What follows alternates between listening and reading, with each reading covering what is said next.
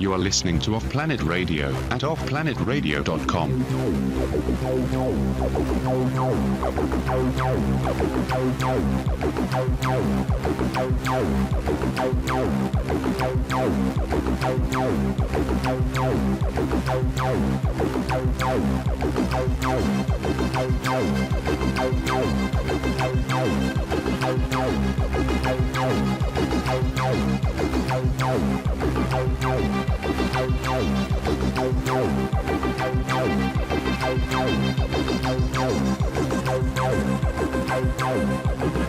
Hey, welcome once again to Off Planet TV. I'm Randy Maugans. Emily Moyer is with me.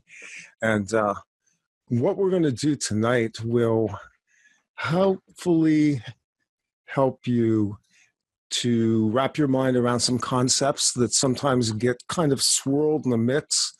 There's so many voices out there right now that are communicating really great information.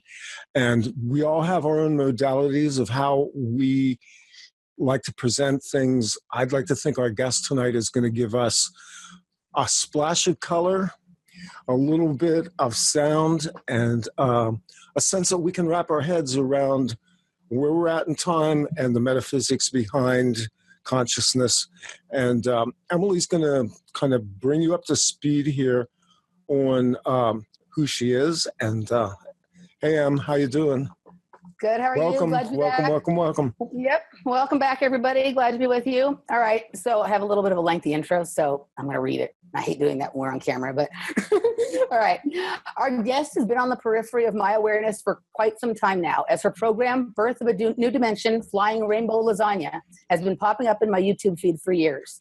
In my cynicism, and without ever listening in, I somehow decided that it must be some kind of gay version of the Church of the Flying Spaghetti Monster. But while I found it humorous, I totally blew it off. Silly me. She came direct for us a few weeks back when someone mentioned her in the comment section of one of Randy's ingenious posts. Since he is more wise than I, his next post asked the question, what the heck is a flying rainbow lasagna? Our guest immediately chimed in and offered an explanation that kind of blew us away. So I spent some time looking into her, and over the last week, I have had the tremendous pleasure of getting to know her and discovering that not only is what she's doing the farthest thing from silly, but that she's actually exactly the person we've long been looking to talk to. The reality she describes is one that I have been experiencing internally for many years, but haven't, as much as I've tried, been able to describe with anywhere near the detail and eloquence that she does. She is a visionary artist who's developed the Flying Rainbow Lasagna as a way to help people understand the metaphysics of their genetics and learn to use this genetic dance to gain new levels of freedom. She's here to drop some serious knowledge and have fun doing it. Aurora, welcome to Off Planet TV. Thank you so much, Emily, and thank you for that beautiful introduction and description of my work. That's awesome. I really appreciate that. And I would like to start by saying that, yes, the term flying rainbow lasagna is a relatively lighthearted term for something that is actually a very profound concept. And that is, this is all intentional. So, and I'll also do a little bit of an explanation of who I am, just as backstory so that you can understand the provenance or how my experience relates to flying rainbow lasagna. So I am not the original inhabitant of this physical body. I've used the descriptive term walk-in. I describe myself as a galactic walk-in or a galactic abstraction is the best way to say who and what I am. So about 16 years ago in 2001, the previous occupant of this body and the previous ego structure was destroyed, and we can get into why that happened or what was going on. But the relevance to this story right now is that I, as a non-physical abstraction, vibrated the DNA structure of this physical human body by creating the flying rainbow lasagna from what is ordinarily the toroidal or donut-shaped energy field and genetic structure of this body. So this little sculpture that I have over here, this is a torus or a donut, and it's actually two tori or two donuts, one that is at 90-degree angles like this and one that is at 90-degree angles like this, and that this is the basic structure of our time body. And I'll also go into this, the idea that our DNA is not it's not just a flat, non-moving structure. It's a vibrating structure inside of us. And what it does is not just describe the protein of our physical nature, like what color are your eyes, what color is your hair, how long are your fingertips, but it also is the integument that ties us together from moment to moment, from I like to joke, the train cars of reality. If we think of a timeline as being comprised of slices of time, that each moment of time is tied together by the genetic integument of, here, I'll put that down so I can gesture for you, the dance, that inside of the nuclei of all of our cells, your DNA, instead of being tightly coiled or knitted together like a sweater, is unfurled like a giant vibrating loop, like a string, like this is my electric piano over here. It's making a note. If I had a physical piano, it would be a long vibrating string that when we stimulate it, it makes that sound. So our DNA is constantly doing this dance that makes a vibration and makes a sound, and that dance is what ties us together from moment to moment through reality. And I'm very lucky that Emily and Randy are allowing me to take control of the screen. I'm going to go into the whiteboard because I am really so much more focused in expressing myself through visual diagrams and other things like that. I've worked hard to be articulate with my words. I like to joke the flapping of my moving mouth parts, but I am really coming much more. You know, it's so inefficient. It's all of this, lots and lots of words to describe what would be so much easier if we could just return to our true telepathic state and be able to absolutely bypass all of this. Randy's with me. I like to say that our operating system, our human operating system, is a hacked system, and that language is like an app that we're running, and it's like a virus, that this is not the original format for our DNA, and that this way of communicating is not our original format for communicating. And all of this goes back to why invent the flying rainbow lasagna, because backstory is about 10 or 20,000 years ago, the human genetic code, or the people who occupied planet Earth, Earthlings, we lived in a different format. We were able to be not only purely telepathic, but we were able to use this aperture, or this aspect of our non-physical anatomy, to connect directly to the sun, the stellar network, far distant consciousnesses, or civilizations, and to not have to eat physical food. That physical food and chloroplasts right now are an intermediary that we are forced to use because we don't have access to our higher faculties. And all of that is because of the genetic degradation. And all of this, I'm giving you backstory so that you can understand the flying rainbow lasagna as the tool to now be able to rearrange or reweave our collective genetic code, not only into what it once was, but into an even better format. So if you say your genetic code right now, if it's arbitrary, if it's like, say it's like the phone book, an arbitrary collection of letters and numbers and all mixed up together, but that if we took a pencil with an eraser, we could erase out the things from the code that we do not wish to be there and write in the things that we do wish to be there. So some of the things that we can erase out of the genetic code, we can erase out disease, certainly genetic diseases like cancer, but we can also erase out the idea of disease. We can erase out the idea of not just chronologically moving through time, but aging, like degradation of your decrepitude in your body and eventual death.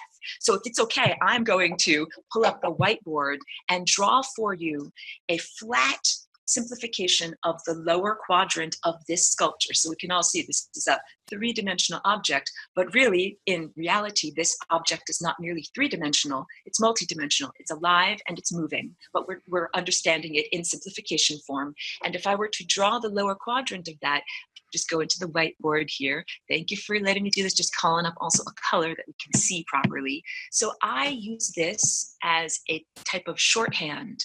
You can see I'm drawing what is shaped like a vortex structure, but this is, simplified and exaggerated, and that represents the lower quadrant of this yellow sculpture. I'm holding it up again, and I'm also going to make a big, giant, exaggerated purple dot up here, and that is the source and the destination, or the 0th dimension, and it is also infinity. So I'm making the infinity sign up there. And the basic idea is that we are meant to be, as consciousnesses, emanated from that point of infinity. And this, where I'm pointing this arrow to, that is the 0th dimension, because it contains everything. It contains all information, all energy, all consciousnesses, all possibilities, and all probabilities are all overlapping there at the same time. It is the central convergence point of this sculpture. When we go back to my face, I'll tell you more about the central convergence point. But we are supposed to be emanated from that convergence point on a bridge of love out here into the physical reality, assemble, here, if we were to say that this line that I'm highlighting in purple,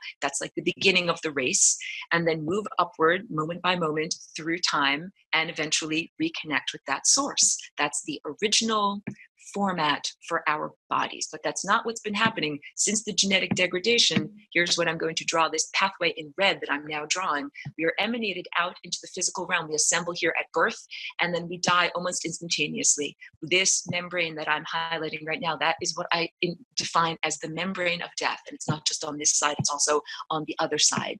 That is the realm between realms, or like the interstice between worlds. And when you hit that membrane, it is like a flowing waterfall that unmakes you, and then you must reassemble back at the beginning over here and try again. And on the second try, maybe you live for an hour, and then a pathogen, or you get dropped on your head, or something happens that makes you have to circulate back to the beginning and try again. And I call this the endless iterations, much like that brilliant and comedic movie Groundhog's Day with Bill Murray, where he had to cycle endlessly within one 24-hour period before he was able to get out of it.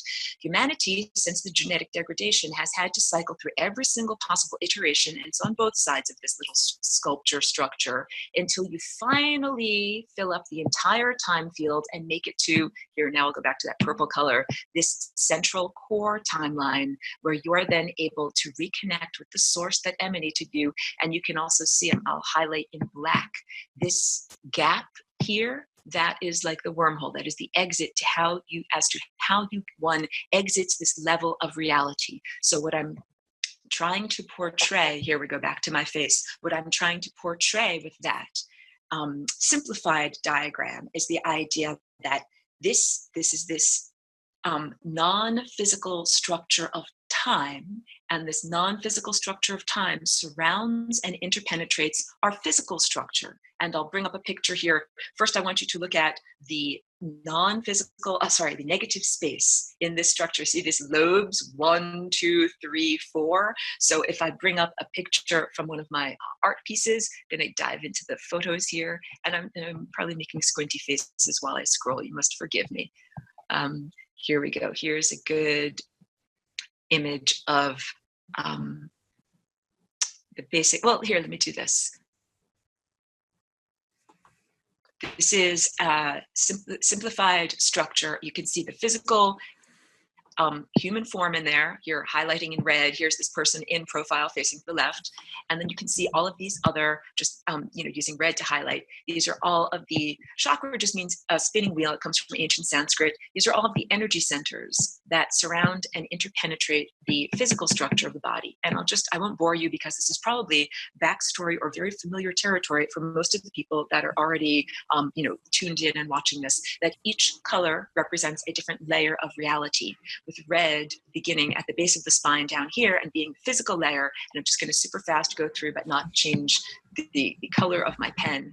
That orange is the level of mammalian human emotion. Yellow is the level of the human operating system, that hacked human operating system that I describe. And when I say it's hacked, it is like Windows 10. Windows 10, you buy it from Microsoft and you put it in your own computer. And that means that Microsoft now has access to all of your thoughts and your emails and everything that you're doing. Yep. So this hacked human operating system was not invented or created by humanity. It was created by the occupiers on the interstices, the overlords, what some people call the archons, A-R-C-H-O-N-S, archons, these beings that have been trapping humanity for so very long.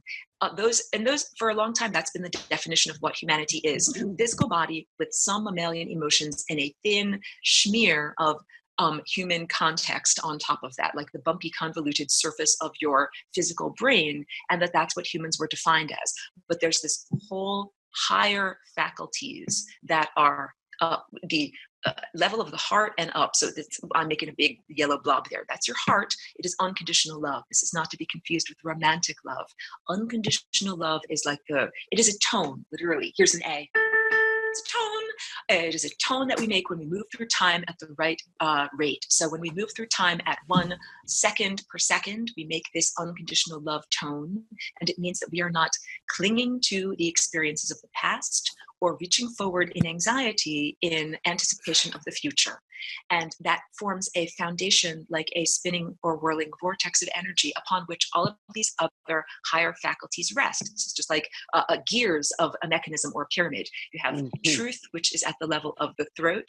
You have the brow, which is at the level of up here, up above your brow. It's also associated with Christ consciousness, but not the Christian religion. And I'll get into that. And then you have the violet chakra that connects you to higher consciousness. So let me first do this.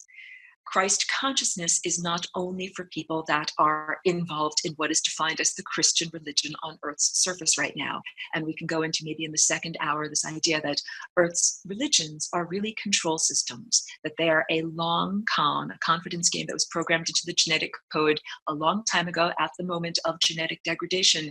Another person who's very perceptive has described this as planetary-wide Stockholm syndrome, that we once had these activated higher faculties. An invader rapist came in, raped our entire planet, took away our higher faculties, and programmed into humanity the tendency to worship our rapist as a deity. And this is not the real, true That's deity. Awesome.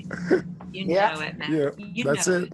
Yeah. Yes. And it's beautiful that Randy and Emily, we are laughing at this in our emotional response. You know, 4 years ago, I was doing these classes as lessons for full spectrum humans, and I would wait and I would make sure that the information did not leave the classroom and it was only for people in that class, so that I wanted to make sure everyone wasn't going to freak out. Like, right, we're laughing when we say this, that our rapist demiurge has been loved and treated as a divine being on this planet, but that is enough to send some people over the edge emotionally. So I was always very cautious about how I presented this information, and I made sure that it was almost like people would be emotionally prepared and I wouldn't be sweeping the rug out from underneath them. That was 4 years ago. So in terms of cultural development, human culture now is much more prepared and ready to accept these ideas and not to have just a lot of emotional perturbation. Well, I think we laugh because for us it's kind of like the car accident you walk away from and you look back at it and the only response you have at that point is, wow, I really dodged the big one there. So that's kind of the attitude we have here. Yeah. Yes. And I would say the idea of dodging a bullet, that is very big, because it is like we are all fighting for not only our lives, but the sovereignty of our own trajectory. Which timeline are we going to be experiencing in this time field?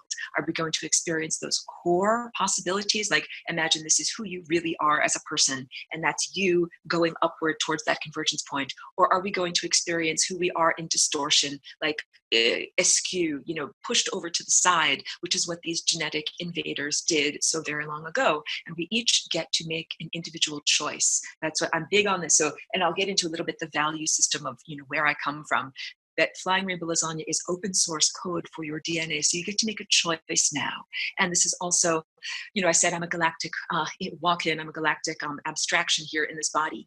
I'm not like some kind of interdimensional carpetbagger that said, oh, look, a bunch of vulnerable human earthlings. I'm going to go down there and totally take over and oppress them. It's not like that at all. It is much more the understanding that when we are submerged here in time, when we have a physical body, I like to say that it is like you have an instrument. We are submerged in the symphony of life. In order to be alive, what we define as alive, what science defines as alive, having a physical metabolism, having eating and excreting, responding to stimuli, that being able to reproduce, that in order to be in this format of being alive, we need to conform to certain patterns. And those are the patterns that I was getting into at showing you those chakra shapes. Those patterns are like music. Music is organized sound waves. So when we are living according to these organized time waves, then we're making beautiful music. If we don't live according to those organized time waves, get ready, this is going to sound bad. We make ugly sounds, and that is called noise, not music. So the idea is we were never invented to hit this membrane of death. We were not invented by the original great musical composer that created the Symphony of Life. We were not invented to ever have to hit this membrane of death. We were invented to only be emanated from that convergence point and return back to that convergence point. So I'm going to talk about this a little bit more. This is the 0th dimension. 0 because it takes 0 amount of information to describe the position of anything there. I know a lot of this is math talk, but stick with me on this. Like the first dimension is a line. So we have to have one piece of information to say where is a point on a line. But in order to describe the position of something at the 0th dimension, we don't have to give any information. If you think of it like a house, you can address every single piece of mail to the 0th dimension. It will get there. Everybody lives at this address. It's infinity. It's the presence of all information. It's the singularity, but let's be cautious here. It's not the transhumanist singularity. It's not that definition of the singularity. It's closer to the singularity as defined by science, where it talks about this stretching of the fabric of space and time, putting an infinitely heavy bowling ball on that fabric and stretching it down to a point. So it's similar to that, the place where all of those laws of physics break down because we have stretched that fabric to an infinite level. So we could also think about it as a room in a house. Infinity is a room in a house that has a million, billion, uncountable number of doorways that enter into that house. And embodying this profound truth is what allows us to create the flying rainbow lasagna and transcend these levels of limitation. Because this singularity, by definition, must be single. There can only be one of it. So if we have two of it, it becomes a duality or a multiplicity. The idea is that there is only one of it, and that in this shape, energy is constantly circulating around. If you're familiar with vortex-based math or a Rodin coil, this is the place where all of the wires cross. And that the Rodin coil and the work of Marco Rodin, this is very worthwhile and worth looking into, because that is the physical expression of what is happening here in the non-physical energy body, and all of the anomalies that happen in terms of over energy, getting more energy out of the system than you place into the system is because of the magic over unity. That's exactly the word I was looking for. Exactly. So when we take that singularity and move it back and forth very fast, we get this shape. This is the singularity, this purple point. It is ordinarily this convergence point in here. So this is math talk now. When we add an additional dimension, we get an additional degree of freedom. So if I talk about the second dimension, it's like the flat plane of my hand. It's a flat plane because it requires two pieces of information to describe where is a point on this line, an X and a Y. We take this flat plane, and if we fold it, then I can make these two edges meet. I don't have to have a little ant all the way across. You're laughing in anticipation. This is an exciting concept, because I've used this example for years about describing dimensional and time enfoldment and also travel itself. And basically said the simplest analogy is fold a taco in half. At the two edges is where you traverse. Yeah, so perfect analogy. And that's the whole idea. I say that we are just like that little ant stuck to a flat leaf that can't just fly to the edge of the leaf. We are stuck to the surface of time, and we cannot go directly from breakfast to dinner. We have to go across the entire surface of the day unless we can fold time and space. So let's say we wanted to speak to a far distant star civilization that was billions of light years away. If we sent out a physical light beam or something that had to travel in a linear sense, by the time our query, hello, how you doing, reached them, their civilization would be dead, or by the time they reflected their answer back to us, our civilization would be dead. So in order to become sophisticated communicators in this galactic network of consciousnesses, we have to begin to learn how to fold time, space, and consciousness so that we don't have these extremely long time lags. I want to get into genetic changes, but first I'll talk a little bit about the inside and the outside becoming communicative. So this flying rainbow lasagna, okay, this is the whole idea. I invented this shape.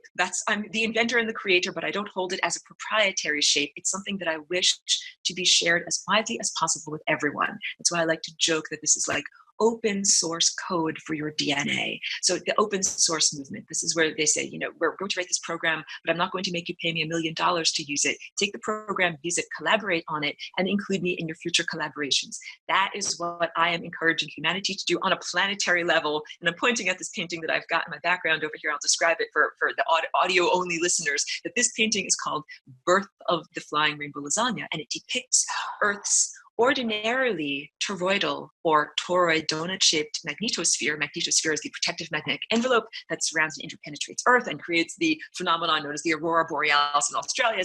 That magnetosphere is splitting apart and it is transforming into a flying rainbow lasagna shape. So first of all, this is how I perceive what we are presently experiencing as pole shift. That I can also go speak to the trauma, the collective trauma that we all are working through from the time of the fall in Atlantis, that was a great crisis, a catastrophe. It was a genetic traumatic event that harmed all of us. And just like if you have a rape or a car accident or something that really harms you, it creates an imprint, and then you have a negative expectation that it will simply be repeated again. So there are a lot of people that have the expectation that we are going to experience a similar trauma of pole shift, north to south or south to north. But I'm here to tell you, I envision it more as a turning inside out, that there are mathematical ways, like how do you turn a sphere inside out without cutting the actual physical membrane of the sphere? And this is the challenge. The membrane itself is time. Now, I'm not a scientist, but I use these descriptive terms in order to relate to this world that is a world of science and objective materialism. The idea of science's description of the Big Bang as emanating outward, that super dense, super condensed core of energy that explodes outward and expands and creates the bubble of time. And science describes us as being inhabitants of the surface of this bubble, and the interior of the bubble is the past. Science doesn't even recognize the future of the bubble. Anything outside of my hand, anything outside of there, science wouldn't even recognize. And the whole idea is we can't cut that bubble. You can't have the past and the future communicate because they are separated by that membrane of the surface. Well, the flying rainbow lasagna is a tool that is used to make membranes permeable. I wanted to say to render them moot, but let's just say to make membranes permeable so that it's like now you don't have this thing that separates thing from thing. You have a thing that allows these two things to communicate. This is the resolution of duality. Duality is programmed into us on a biological, profound level. So I'm a newcomer to this biological form. When I first came into this body, I was very aware of how even the eyesight apparatus, we have two eyes, binocular vision, and the way that we perceive the three-dimensional world around us is by making instantaneous, minute, very fast calculations, I1 versus I2, and our system of perception, our mind, our brain makes these instantaneous calculations and is able to tell how far away are things in space. So we have eye versus eye. I mean, even in the retina of our eye, we have cells that perceive according to contrast. So we look at light versus dark, trying to bring across the idea of duality. Duality is programmed into us, even the sense of having an epidermis. If we were beings that had a body that was made of cloud, instead of a physical body with a physical boundary called the epidermis, we would have a different sense of our relationship to our context than we presently do. So we are given this narrative fiction, usually in early childhood or infancy, the narrative fiction of the ego, the boundary, the membrane that separates self from context. Because the truth is, we are submerged within a sea of energy. There is no separation between you or myself as an individual and the world in which we find ourselves. Like I like to joke when I'm sitting out in my garden with my shoes, without my shoes on, I have 50 different types of fungus that grow on my big toe. And all of those fungi, this is not just me, everybody has 50 fungi on your big toe. And you have 90 fungi on your heels. This is a scientific study was done to determine this.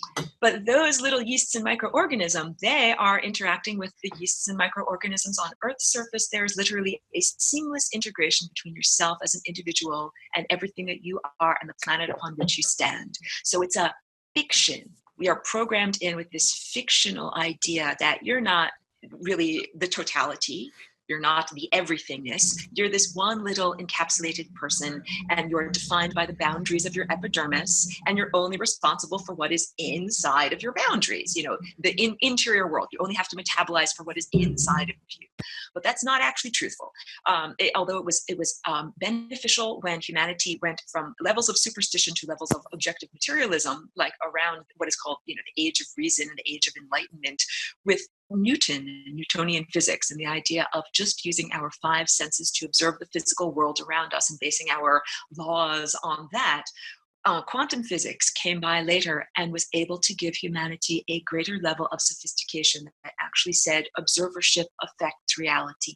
And when that happened, we began to understand that what we are doing inside of our epidermis is actually affecting the world outside of our epidermis. So here, let me just drink a little bit of water and then I'll get into the flying rainbow lasagna.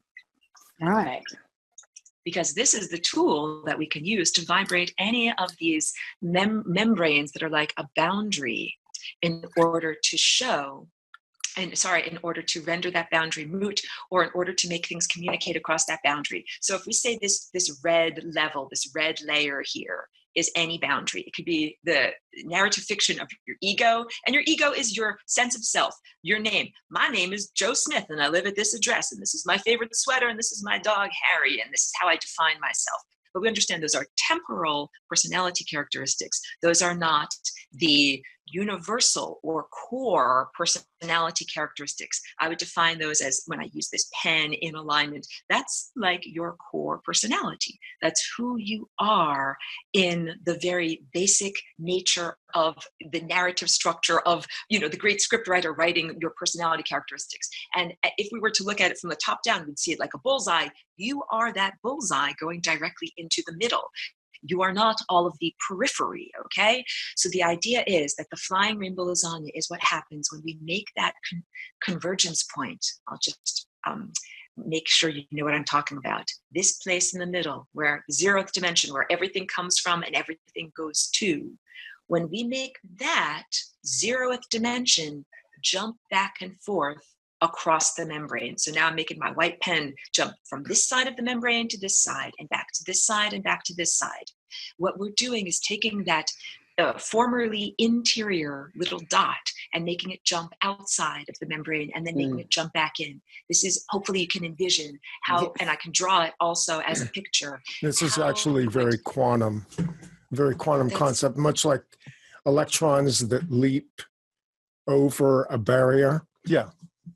You're totally getting it. And I, of course, have no trouble visualizing all of this. No. We actually do this. When I do these, when I speak with my flapping, moving mouth parts, I want you to know I'm also sending out concurrently a telepathic broadcast for everyone who can pick up the visualizations. Like, I know what you're talking about, Emily, that as I'm speaking, there is also a movie that is being played to talk about all this. Yeah. Let's also, I'll do a little bit of whiteboard drawing, because Randy brought up the idea. Here, bring up the pen. I always have to bring up, here we go. If we bring up the idea here, in an atom, if that's the nucleus of an atom, and then this is one electron shell, one level of excitation, and then this is another electron shell, and now I'm going to make a little red electron. This is the X, this is a little red electron. In order for that red electron to jump to the next level of excitation and live there, what it has to do is save energy in its energy banks. It can't do a halfway leap. It can't go like, first I'm going to go here and then hang out here for a little while and then go all the way over to here. It has to make one full leap, one big giant leap. Yes. And this is what we mean when we describe quantum leap, that this is not just cool catchphrases, that we're really talking about something. And that quantum leap that we're doing, we are doing it as individuals and as a planetary whole, as a collective. I keep pointing to this depiction of the planet splitting apart, that we're making that jump from this context or this paradigm or this narrative structure into a new narrative structure. So we're jumping from the level of reality where we describe ourselves as objective materialists, where if wishes were horses, beggars would ride. This is a lie. This is like an old, right? Like I'm a newcomer. I'm a fish out of water. When I first heard that expression, I was like, what does that mean? What are they even talking about? And then I came to understand that it meant, oh, this means the basic devaluing of imagination and wishing, the idea that wishes are worthless, that you can't actually affect reality with your passions and dreams and desires, but that is not truthful. We are intimately connected to reality, just like my big toe, through the microorganisms on my big toe, we're intimately connected to the planet. So the planet has a dream. The higher consciousness that we are connected to, like from our crown chakra up to less dense reality, higher dimensional, less dense reality, that reality has a dream, and we are not bifurcated or separated from that dream, that we're here to express it in a seamless continuum.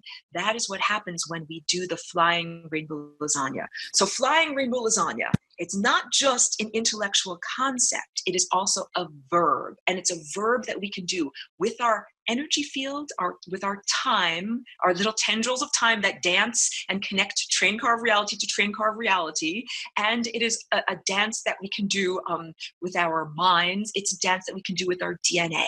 So I have pictures, because pictures worth 1,000 words, and the idea that we have to get into supercoiling, because at the level of inside of our DNA, our chromosomes at a certain point are supercoiled into the structure of a torus. And the idea is any place where you have a torus or a donut shape, you can add an additional degree of freedom by adding another dimension. And we do that by putting this into a context. So I'll draw what does it mean to place that into a context? I'll go on the whiteboard here.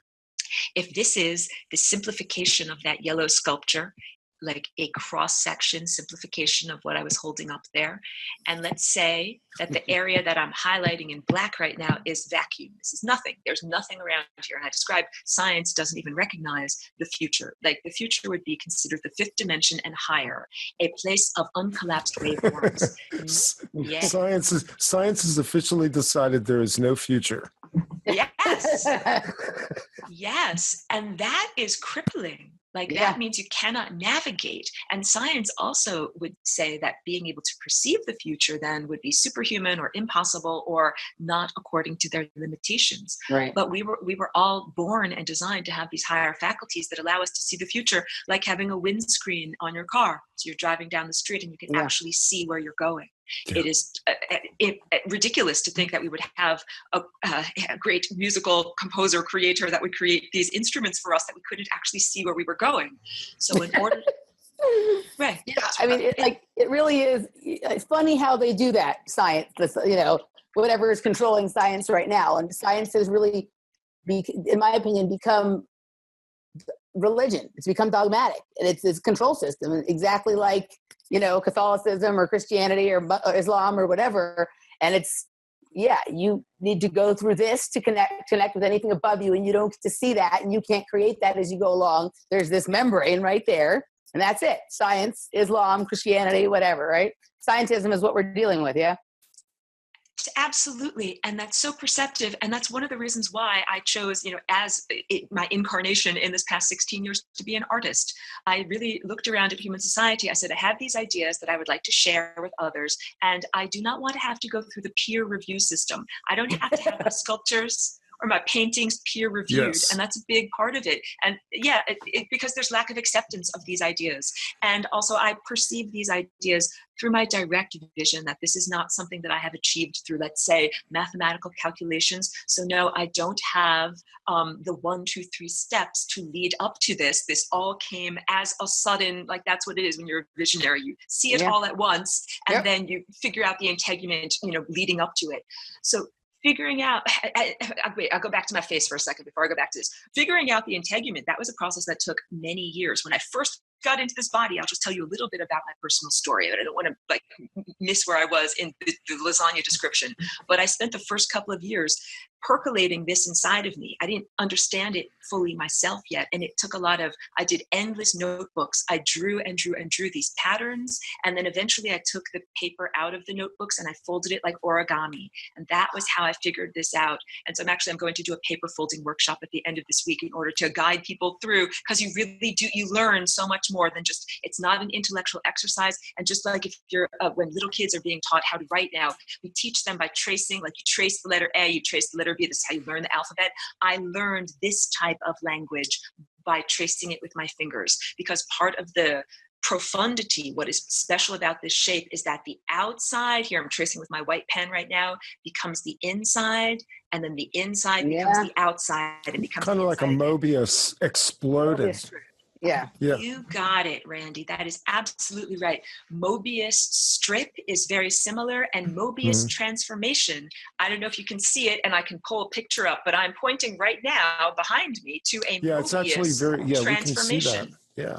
Awesome. I'll pull up a image also very quickly. Scroll. Yeah, it's good because people watch this on YouTube and sometimes on their phones, which is horrifying because it's about the size of a postage stamp. So here we go. Oh my, Emily. This is it. See, Emily and I talk about this stuff all the time because both of us have seen these patterns. I've drawn them most of my life, just like randomly. You know, when I dance them. And she dances them. She sees them in her head with pulses and washes of music and color. I mean, this, like, quite literally, I mean, so you said that you didn't want to be a scientist because you didn't want to have to go through peer review. And I don't make paintings like you, but I'm a dancer. And so that's a form of artist too. So I'm a visionary artist as well. And my peer review says that you must be right, because how could it be that two people who only met each other last week for years and years and years have been seeing the same thing, playing with the same concepts, and these things that you are saying are exactly the inner dialogue that I've been having with myself. I've been trying to understand the mechanics of what I'm looking at, understand how it works, understand the importance of each little part that makes up this whole thing that we're looking at, try and play with it, try and flip it inside out, used it as a portal for time travel to take me to places where I can connect with myself in the past, myself in the future. And when I'm dancing and I'm there, time is gone. And the more I dance, like sometimes people will ask me, you're dancing for hours. How do you keep going? The longer I do it, the more energy I seem to have. I mean, I have literally been known to dance from Saturday night till Monday morning. Not so much recently, but it doesn't, once I lock into that space, time doesn't exist. My age doesn't matter. My body feels great. And I'm going up that 0 point and just looking out at all of this kaleidoscope of stuff from that place, and functioning as an over unity energy device. Like I used to call myself a techno fusion battery, you know? So I peer review you and I say, right on. I love your description of yourself as an over unity energy device. I think that's beautiful. And I mean, that's what we're heading into when we do this genetic transformation. We're heading into this time of total regeneration. This is why we don't have to die, but we don't have to have disease. And I wanted to just confirm with you, like this, what you're describing is so beautiful. I like to say, I do landscapes. Like these aren't just abstract paintings. They're not just decorations or patterns. They're really a landscape of an abstract realm. And like you see it in your dance and you express it in your dance. And I also like to bring up the idea of cell specialization, that each one of us as individual humans, we are like individualized cells. So the heart has its own form of cells. The bones have their own form of cells with their own specialties. And they're all working together in this beautiful, hear the music, the symphony all working together. So that is how it's like we are comparing notes. We all went to the same place. We all perceived the same landscape, and we express it differently. So for one person, it is the kinesthetic, or the body movement expression. And for one person, it might be visual. For one person, it might be like musical, auditory, or some people do a lot with overtones, singing, and these harmonic vibrations that are basically when we make sound waves that look exactly like this visual depiction here. And so we are exploring the objective reality that is a higher dimensional reality that's incredibly, like when the whole time you were speaking, I was like smiling broadly and giving you the huge thumbs up for anyone who's only on audio here. It has to be a real place, a real thing, if you and I can both go there. You know what I mean? Like it can't just, like someone can say, it's in your head, you're tripping or whatever. But how is it that, I described it, but not, it's a place that not everybody has figured out how to get to yet. And even those of us who have, we haven't figured out how to stay there all the time. It's still a place we visit. And by doing the things we're doing right now, we're trying to work out how to make this the reality outside besides just inside, right? And so some people, when I talk to about these experiences, like, because sometimes these experiences for me come in the psychedelic realm, other times not. But I talk to other people who have psychedelic experiences, and not many of them have something like this. So, there's, not that they can't learn to have them, but there's obviously, through all the things that we're doing, through all of the, experiences we have, through all of the memories through all of the things we do that reawaken the memories of our past lives and our future selves and all this kind of stuff, we are building into the ability to first see this, then experience it and play with it, and then make it the reality. Yes? You got it. Absolutely. When you said putting together the inside and the outside, that's what Flying Rainbow Lasagna is all about. Yeah. That previously we've been having this, I'm highlighting it in black, as our interior experience. But how amazing and magical and wonderful is it when we begin to combine this realm of what we see as other people and hard-edged objects and experienced in physical reality, and that interior realm. And to my understanding, this is like when our dreams become true. We begin to experience reality as a waking lucid dream, and we become empowered. So all of the information that I share about these the proportions of non-physical reality, or your time body, your chakra system, and the Flying Rainbow Lasagna, these are meant to be empowering. I'm not trying to be like, let me give you another set of limitations or another control system or another set of constraints within which you have to work. I'm imagine myself like an art teacher, and like I'm holding up my little paintbrush here. If I say, this is what a paintbrush is, these are where the hairs are, these are where you put the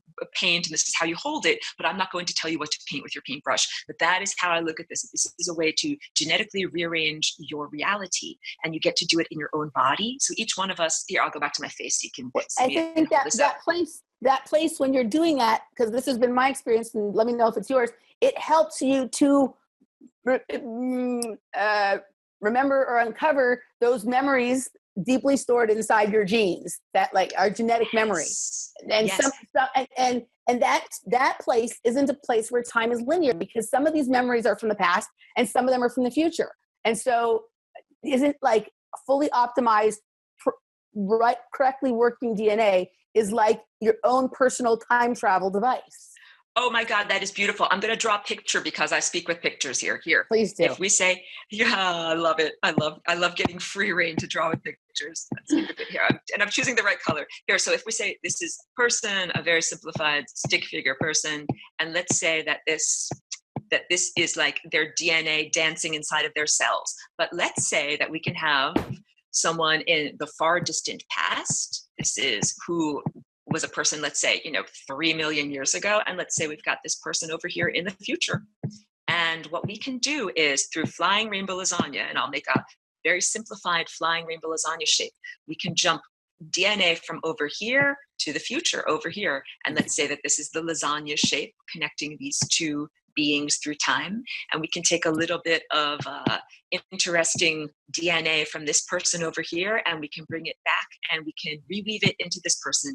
And let's say we do the same thing going backwards in time. Maybe this is an ancient ancestor who had some secret to health or vitality, or some yoga or something that we could do to heal ourselves in this moment. Flying Rainbow Lasagna back to that person. Here, take their little idea or their little genetic dance movement and weave it into what we are presently doing. And I'll even go further. I won't draw the whole thing, but the idea that we can do that with far distant versions of ourselves in other star systems, that you can jump into or take energy from. I joke, I use a lot of analogies. It's like the buffet. At a buffet of food, you can take a spoonful of whatever you want and put it on your plate. Well, you can Flying Rainbow Lasagna your genes all throughout time and history, even to far distant star systems, to beings that we would not describe as human. And you can take a scoop out of their delicious buffet dish and put it on your plate, so that what's on your genetic plate right now is a little bit of everything that you need. Yep. And this is how we can experience profound healing. And to give you an idea of, like, if you're a science-based person, of how this can happen, in order for mammals to have a working placenta and have live birth, millions of years ago, at a certain point, a viral messenger brought the idea of how to create this certain protein into the primate genome.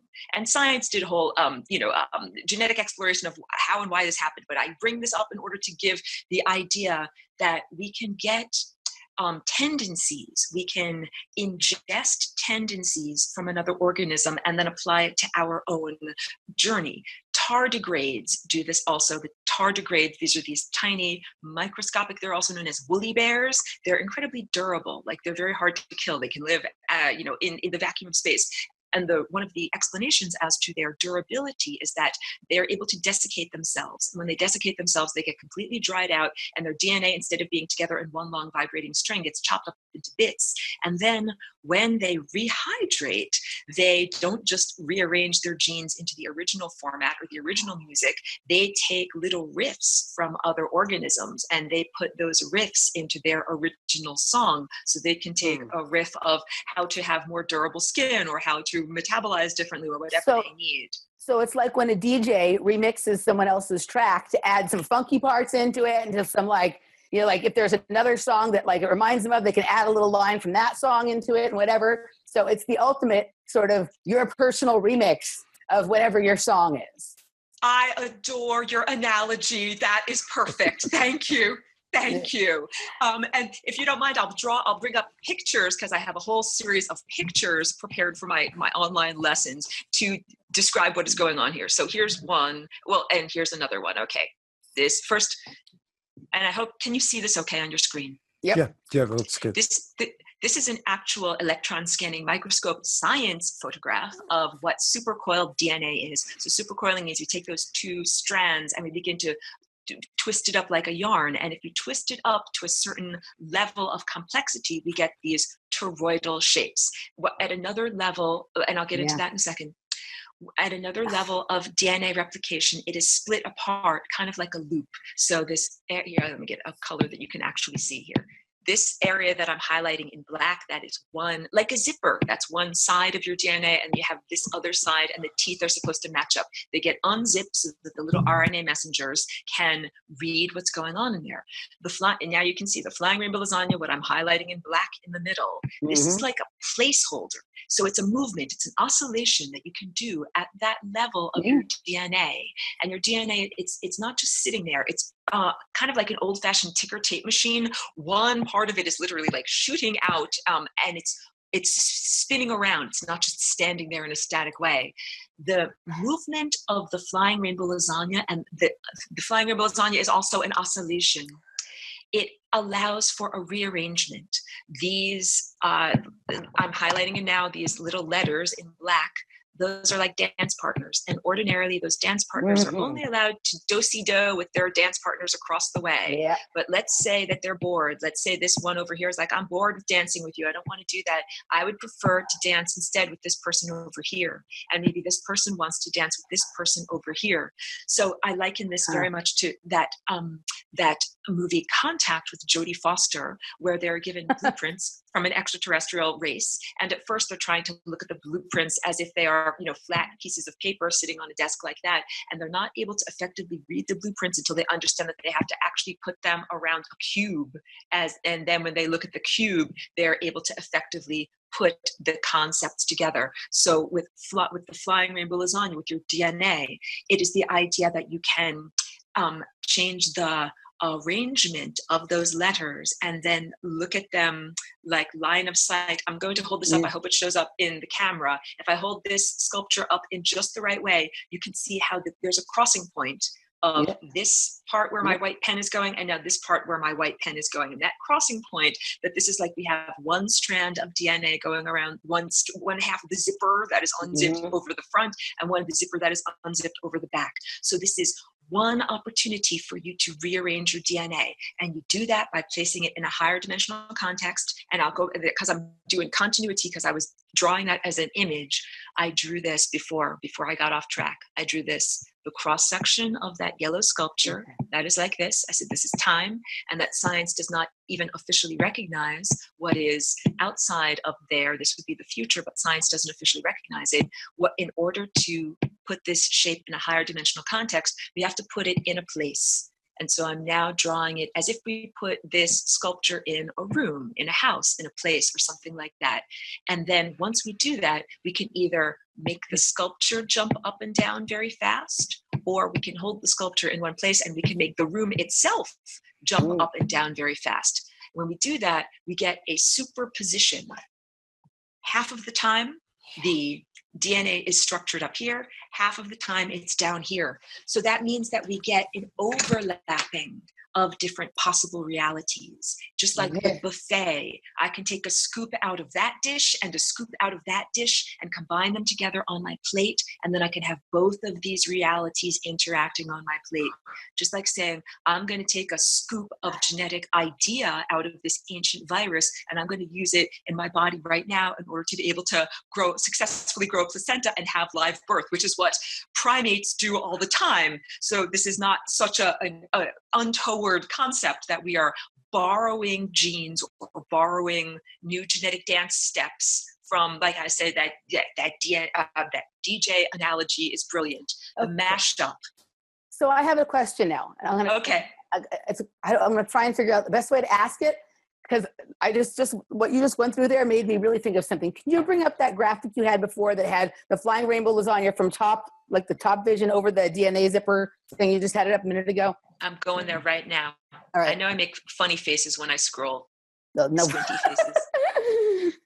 It's always hilarious to watch yourself on camera and the faces. I know. Okay. So when the visionary experience starts for me, okay, I'm looking at, it kind of changes back and forth between this view of it and then the view of like the yellow toroid you have. So sometimes I'm seeing it from one angle and sometimes I'm seeing it from the other. So when it's opening up like that, and you talk about things kind of communicating back and forth here. So for me, I get like it almost looks like a cord or like a pulley or some kind of gear, and something starts spinning. The green, which is so the heart area, starts spinning and starts moving up and down it. And when it moves up to the top of the membrane of the yellow thing you have, and then moves beyond it, another version of it forms. So a smaller version, like you have, all of your art has like fractal, like a smaller version, a bigger version.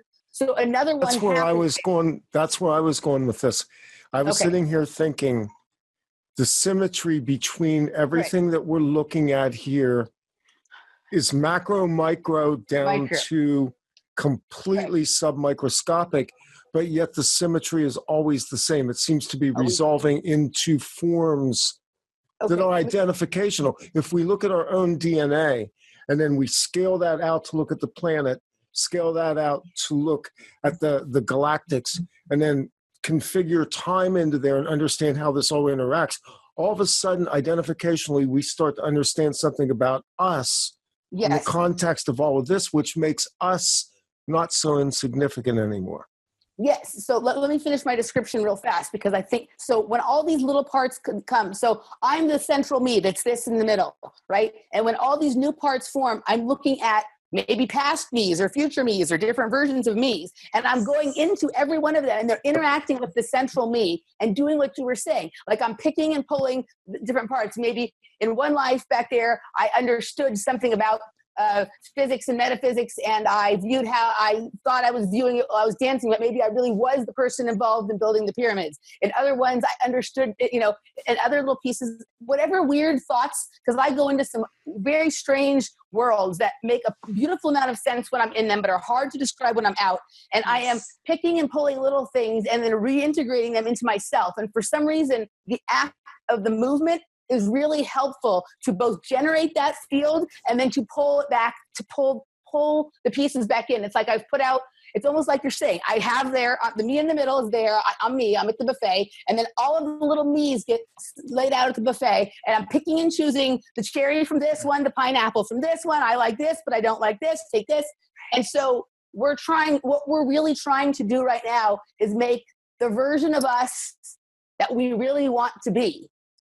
Right? To pull from all of our past us's, all of our future us's, and create that one that can ride right up the middle, so we don't have to bump up against the membrane, right? And do it all over again because we missed something.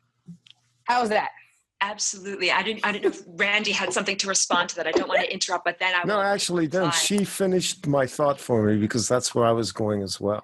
Right on. These are concepts. You see what you're doing is visually right now, you're pulling together a lot of concepts that we're trying to communicate. Yes. We understand this stuff intuitively a lot of times. And as you pointed out, the language has limitations, So the visuals actually help bring this all back together. The symmetry was part of it, the dimensional aspects as well. And I got nothing else to add to that. I agree with you. Language is so hard to describe this, and I'm so visually oriented, and I think it helps us to visualize time. And what you were just describing, Emily, with the idea, like you can see I'm turning the sculpture each one opens. Inside. Yep, that's exactly it.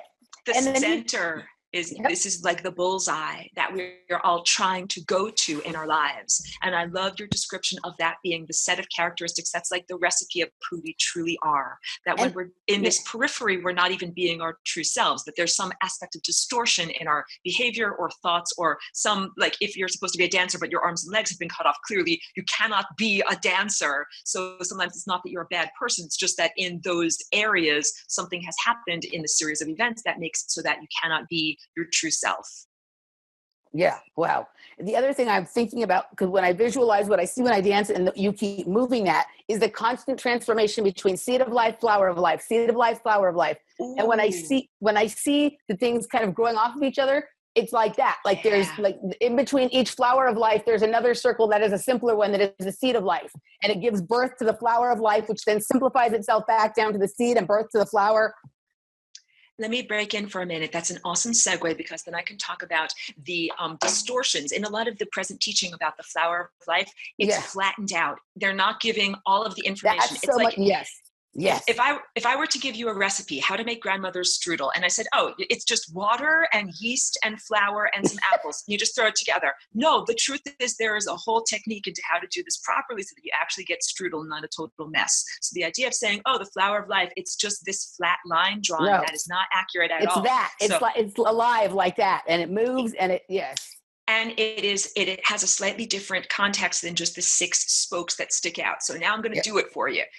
This sculpture right here is actually made out of, we can imagine it like a cube, like 1 side, 2 side, 3 side, 4 side, 5 side, 6 side. And you can see that it's made out of these 4 vortexes, 1, 2, 3, 4. And then there's one implied like this. And there's also one implied like this. So where I'm putting my pen right now, this is the negative space of the sculpture. And I always have to say this, it's not negative because it's bad. It's negative like in art school, the negative and the positive space. Yeah. So in a coffee cup, the negative space of the coffee cup is where the coffee goes. So this is like the place that stuff can go in this sculpture. And I created this sculpture as the complement. This is the negative. Yes. So this is the negative space of this sculpture. And you can see in a lot of my artwork, like this one that is behind me, you can see an exaggeration of those 4 lobes. It always looks like 4 lobes because that's a cross section. I'm always painting the front half of this sculpture. So we've got 4 lobes, 1, 2, 3, 4. But what we've really got are 4 more lobes. I'm holding on to 4 of them behind here. So we've actually got an 8-lobed shape. And now I'm going to hold it up to the camera. I hope that your audience can see this properly. I'm going to fiddle with it a little bit, but not to the point of annoying you. No, that's exactly, That's exactly right. Good. So now I'm going to highlight with my white pen. You can see the spokes of the 6-pointed spokes. 1, 2, 3, 4, 5, 6. And that's usually what is depicted as the flower of life. Missing the part in the middle, which is the 0 point. Right? This is exactly right. This is the higher dimension that is pointing towards you or towards the camera. And look, my hand is holding on to another aspect that is pointing towards me. So that extra plane is what makes this an actual higher dimensional shape as opposed to a flat shape. And I'm going to get into the Merkaba also, because these are like 2 teachings that have to do with the 6-pointed geometric structure limiting humanity. And this level of the brow, this is the 6th chakra, and it is the level of Christ consciousness. But remember, we have all these distortions at the level of Christianity, that the dogma of Christianity and the teachings about that have been flattening out humanity and keeping you from achieving these higher levels of aspiration and consciousness. So and what about the 6-pointed star, right? Isn't that be a representation of the same thing? And how angular it is. The other your geometry. Sorry to interrupt. Go ahead. Not at all. While you're talking, I'm folding up my little sculptures. You can tell I have all these little sculptures that I play with. And first I'll show you this, and then I'll show you in a picture. I have, a sketch all prepared. So this would be and let me see if I can hold it just right for the camera. Oh, you can't really see that. The Merkaba is the 6-pointed star. Exactly. Right. So this is, if we imagine these are superimposed on one another and that they interpenetrate, and that the flattened out version would be that 6-pointed star that we often see. So let me, okay. Ooh, I love that I can draw with pictures here. Let me pull up the picture that I'm looking for and make my squinty faces while I'm scrolling, because this is like the information as to how you get out of here. So if you don't know how to connect these lines, then all you get to do is run in place. But if we take this, so first I'll just highlight in red, this is the basic, this is what most people show. And, it looks just like a Israeli Star of David or something like that. Imagine that. I know, right? This is the hijacking of these sacred symbols. Now I'll choose a different color. If we draw the right series of lines, I connect these lines and these lines and this, what we get is an octahedron. And what I'm doing is I'm simply rearranging what is there. I'm not adding or removing energy. I'm just rearranging what is there. We're going to wind up with a dodecahedron at some point here, aren't we? You got it. So of course we are, Randy. Of course we are. I just added in 2 simple lines. I'm making it really fat here. This line I added in and this line I added in. So now let's count the faces. I just created an octahedron and then I'll show you an actual octahedral crystal on the camera. Let's count the faces. Here's the front face, 1, side face, 2, other side face, 3, and then there's one in the back we can't see, that's 4. And then in the front, I don't know if I can draw this properly because of where the pictures are, but there's one that's down here at the bottom. My pen won't draw down there. It's one down here at the bottom, so that's 1. And there's one on the side, 2, I can't draw, 3, 4 on the bottom. Sorry, I couldn't do that quite properly. So we end up having 8 sides of that total sculpture. So first of all, let's start off with this. These are all of the basic sides that we're starting off with. 4 and 4 makes 8, and each one of these is an equilateral triangle, and each one of them has its 60-degree angles up here. So this is the amazing thing that happens when we transform that star tetrahedron into an octahedron. I'm holding up this little crystal. I don't know if you can see it or if it is too blurry. Is that a Herkimer diamond? It's not, although I do have Herkimer diamonds, but they're not shaped like octahedrons. Bring it more to the center of the screen. And up as close as you absolutely, that's good. That's perfect. Now we can see it. I realize it's a little bit out of focus, but what I'm trying to do also is hold it in the right way. If I hold it like that, then it looks like what we were just looking through with the image with the human figure inside of it. That if we add the right lines and the right extra perception from our extra dimensions from our perception, we transform the star tetrahedron into an octahedron. So now we're not losing or gaining energy, we're just rearranging it. I go from a pyramid that was shaped like this, and I change one of the bottoms of it and turn it around so that now it is shaped like this. This is what the Great Pyramid at Giza is shaped like. So you can tell it has a square bottom, not an equilateral triangle bottom, but we still have the same 4 faces. But now something amazing has happened, and you probably can't see it that effectively. I'm trying this. Oh my goodness! I'm sorry. I'm trying to hold too many things. Let's see if I can hold this a little bit better. But this angle that is right beneath my nostrils is now a 90-degree angle. So we end up having this magical transformation of going from an object that is made only out of 60-degree angles into an object that now contains a 90-degree angle. And it also has this complementary bottom structure to it. And I'm trying to, I know no, you're perfect. It's perfect. Okay, good. Thank you. Yes, I know. I try to get all of my little models together. It's not working perfectly. And I have a good question coming when you're ready. Okay. You're manipulating a lot of planes here, so you're forgiven. That's exactly right. So what we end up doing is transforming it into this octahedron. That is the ticket out of here. You go from a star tetrahedron to an octahedron, and it is a perceptual exercise. Just like if I drew a flat hexagon and then I drew the right lines and you looked at it as if it were a cube. Here, I'll do another very fast exercise of perception. Here is a hexagon. you look at it like a flat hexagon. But if I draw in these lines of perception, now you look at it like a cube. Yep. So in order to do dimensional travel, we need to go from that star tetrahedron to an octahedron and no longer look at the flower of life as if it lacks that extra lobe or plane. When we add that perception, we change on a cellular level. Yeah. The software changes the hardware. What do you got? Okay, so here's my question. So you had that picture of the person sitting inside the Merkaba, and then you did all that stuff to sort of change it around to the octahedron.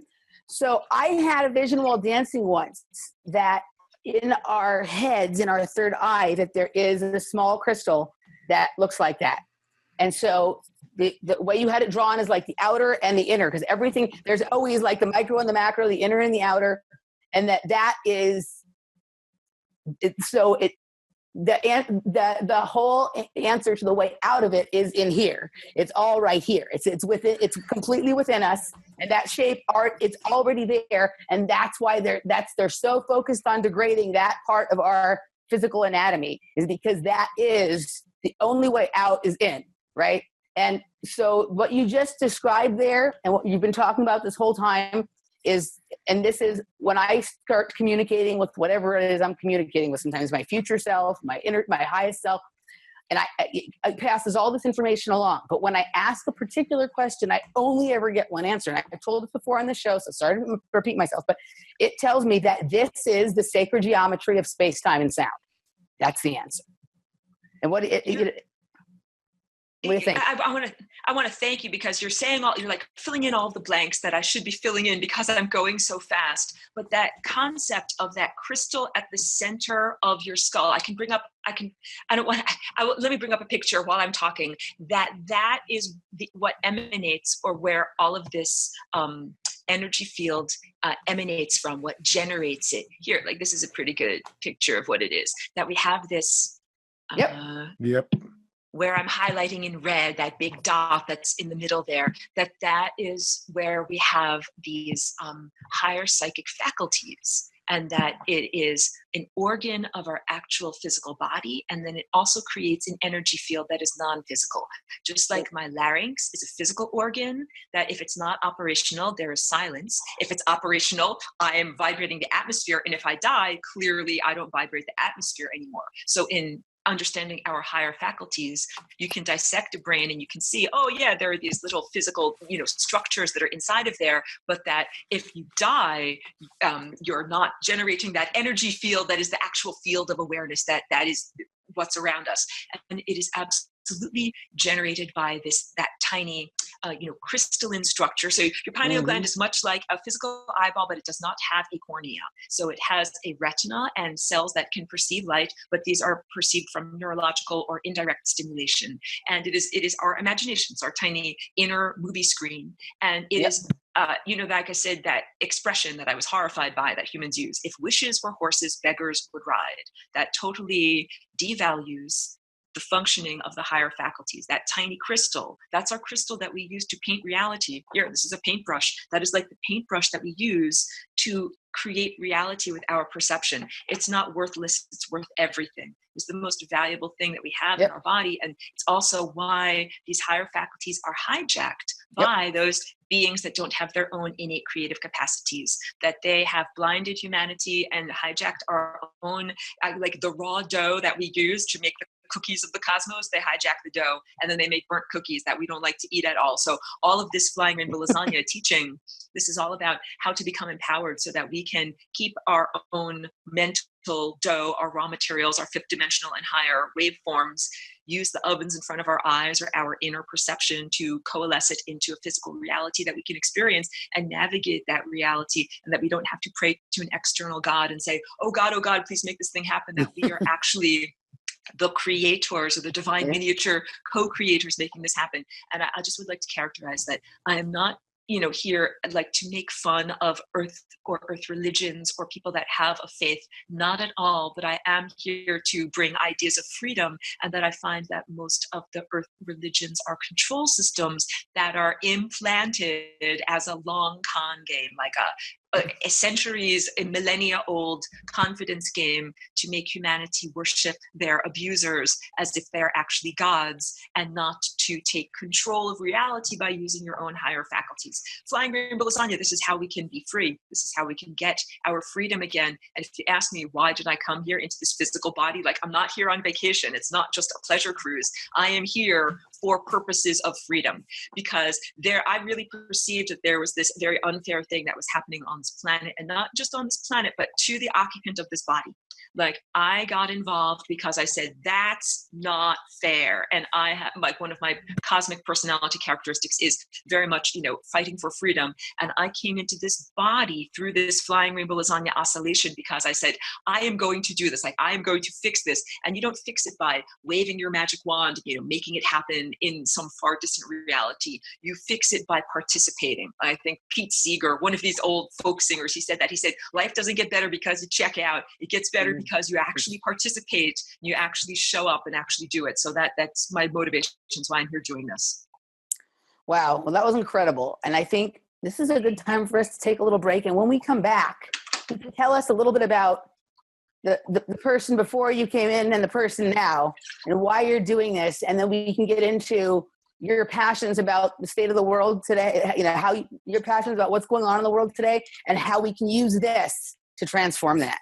All right. Wonderful. I will have some music for us that relates, but I haven't picked it yet. So it will get picked and we will have music, and we'll be back on Off Planet TV in just a minute. All right. Wonderful.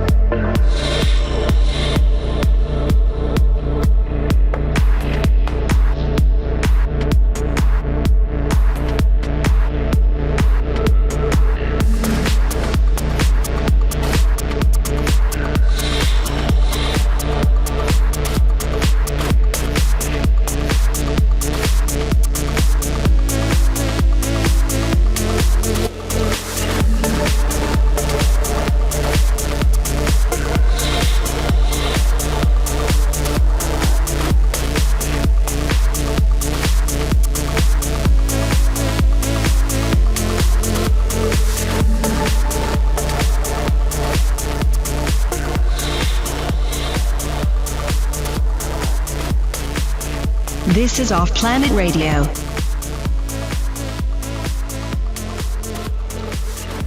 Welcome back to the second segment of Off Planet Radio, Off Planet TV. The website is offplanetradio.com.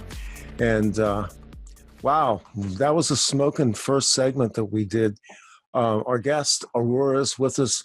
We're talking about the flying rainbow lasagna. And I say that with a smile and a chuckle, not because it's funny, haha, but it's funny in the cosmic sense that it brings together a lot of things we don't really communicate well because we're still wrapped up in the monkey mind and semantics and science and all the physicality of it. This kind of liberates it and puts it into a whole different space. And Aurora and Emily, welcome back to the second segment. Thank you. All right, so why don't you let's get into, whatever you want to tell us about where you're coming from, where you're going, and your experience. Tell us where people can find you too, by the way. First of all, tell us that. And how, because you have courses online, you have a YouTube channel, there's a lot of material out there. Let people know how they can access that.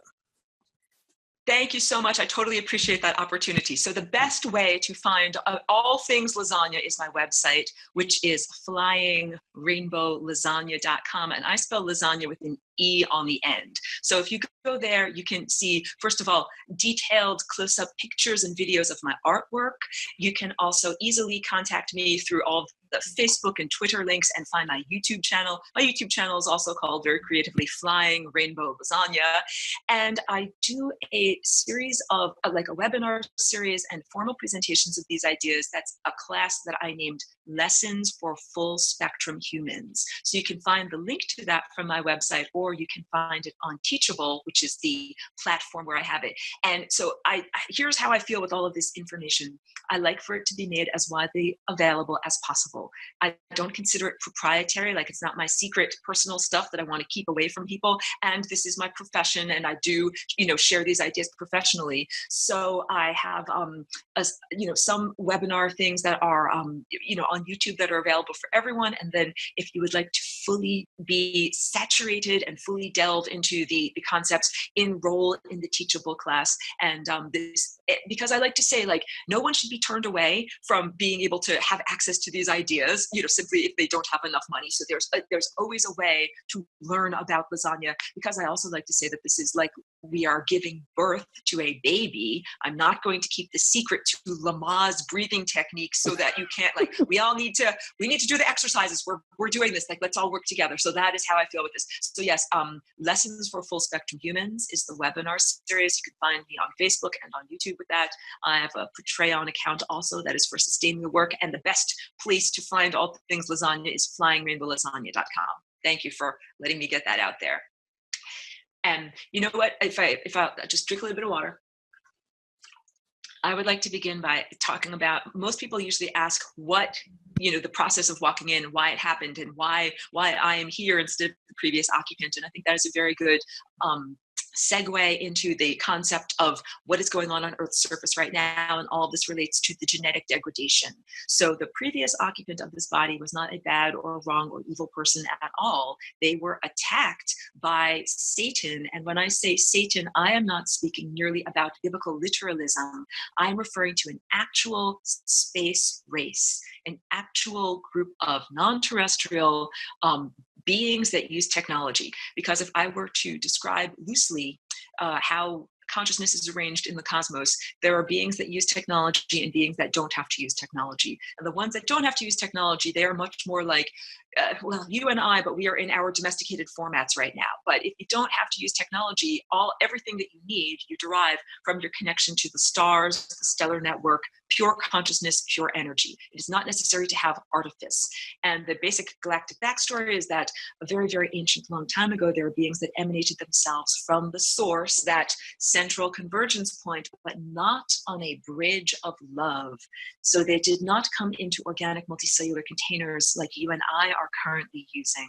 They emanated themselves into technology, like a cyborg or a server or something like that. This was the invention of technology, and that decision has been coloring and shaping our experience. We are not the only planet to be infected or infested or affected by technology. This is a mining operation, the way that humans go around to a place that is rich in mineral ore and they mine it and they take out what is special. Randy's totally with me on this, that our so am I.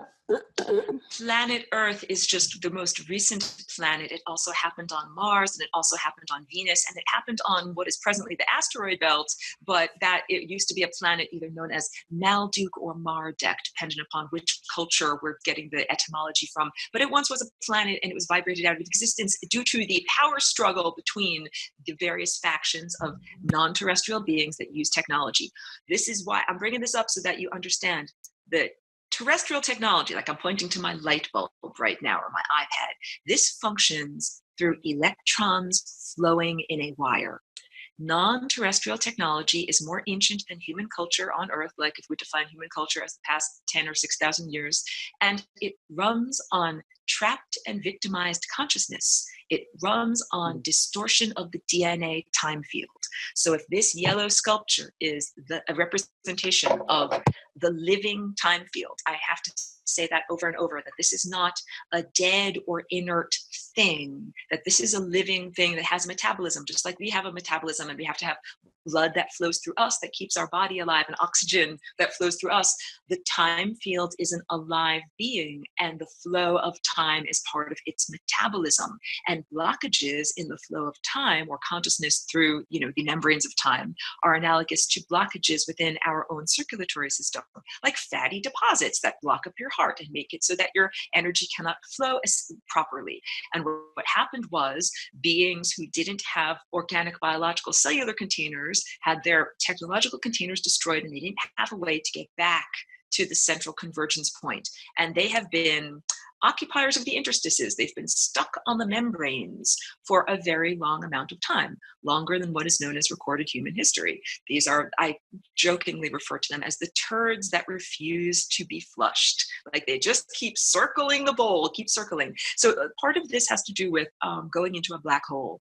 That if you could think of each one of these vortices as a black hole. So science describes, if you were a person being sucked into a black hole, you would literally undergo, their word for it is spaghettification, which is funny because I know lasagna and pasta and the spaghetti monster. I'm not affiliated with the spaghetti monster. But science describes, imagine if you were to be drawn out from your feet into a very, very long, skinny piece of energy and sucked into the center of a black hole. That's spaghettification. And if you don't actually make it into the center of the black hole, you get smeared around the edge, around the event horizon. And this is like analogous to what happened to these consciousnesses that lost their containers for the physical realm and didn't have a way to get back. They're circling around the event horizon. And the membrane between worlds is supposed to be, first of all, a place that is a totally cold, frozen place of non-movement. It's not supposed to have energy there. And what they have done is hijacked or siphoned off energy into that realm as their compensatory mode. What I am describing is the technology that distorts the time field, the satanic technology. This is what I'm trying to say. What is known as dark magic, on the surface of Earth. This is a distortion or a hijacking of the time field. And this also goes back to ritual sacrifice when religions were first created, like Judeo-Christianity. And I'm going to be equally offensive to everyone, like both Jews and Christians, that the idea is that these are not systems of worship or respect for abstract consciousness, that these are ways of harvesting energy from the living areas of the time field and putting it onto the membrane of death in order to create blockages that are like the impediment, that are what these interdimensional beings feed off of.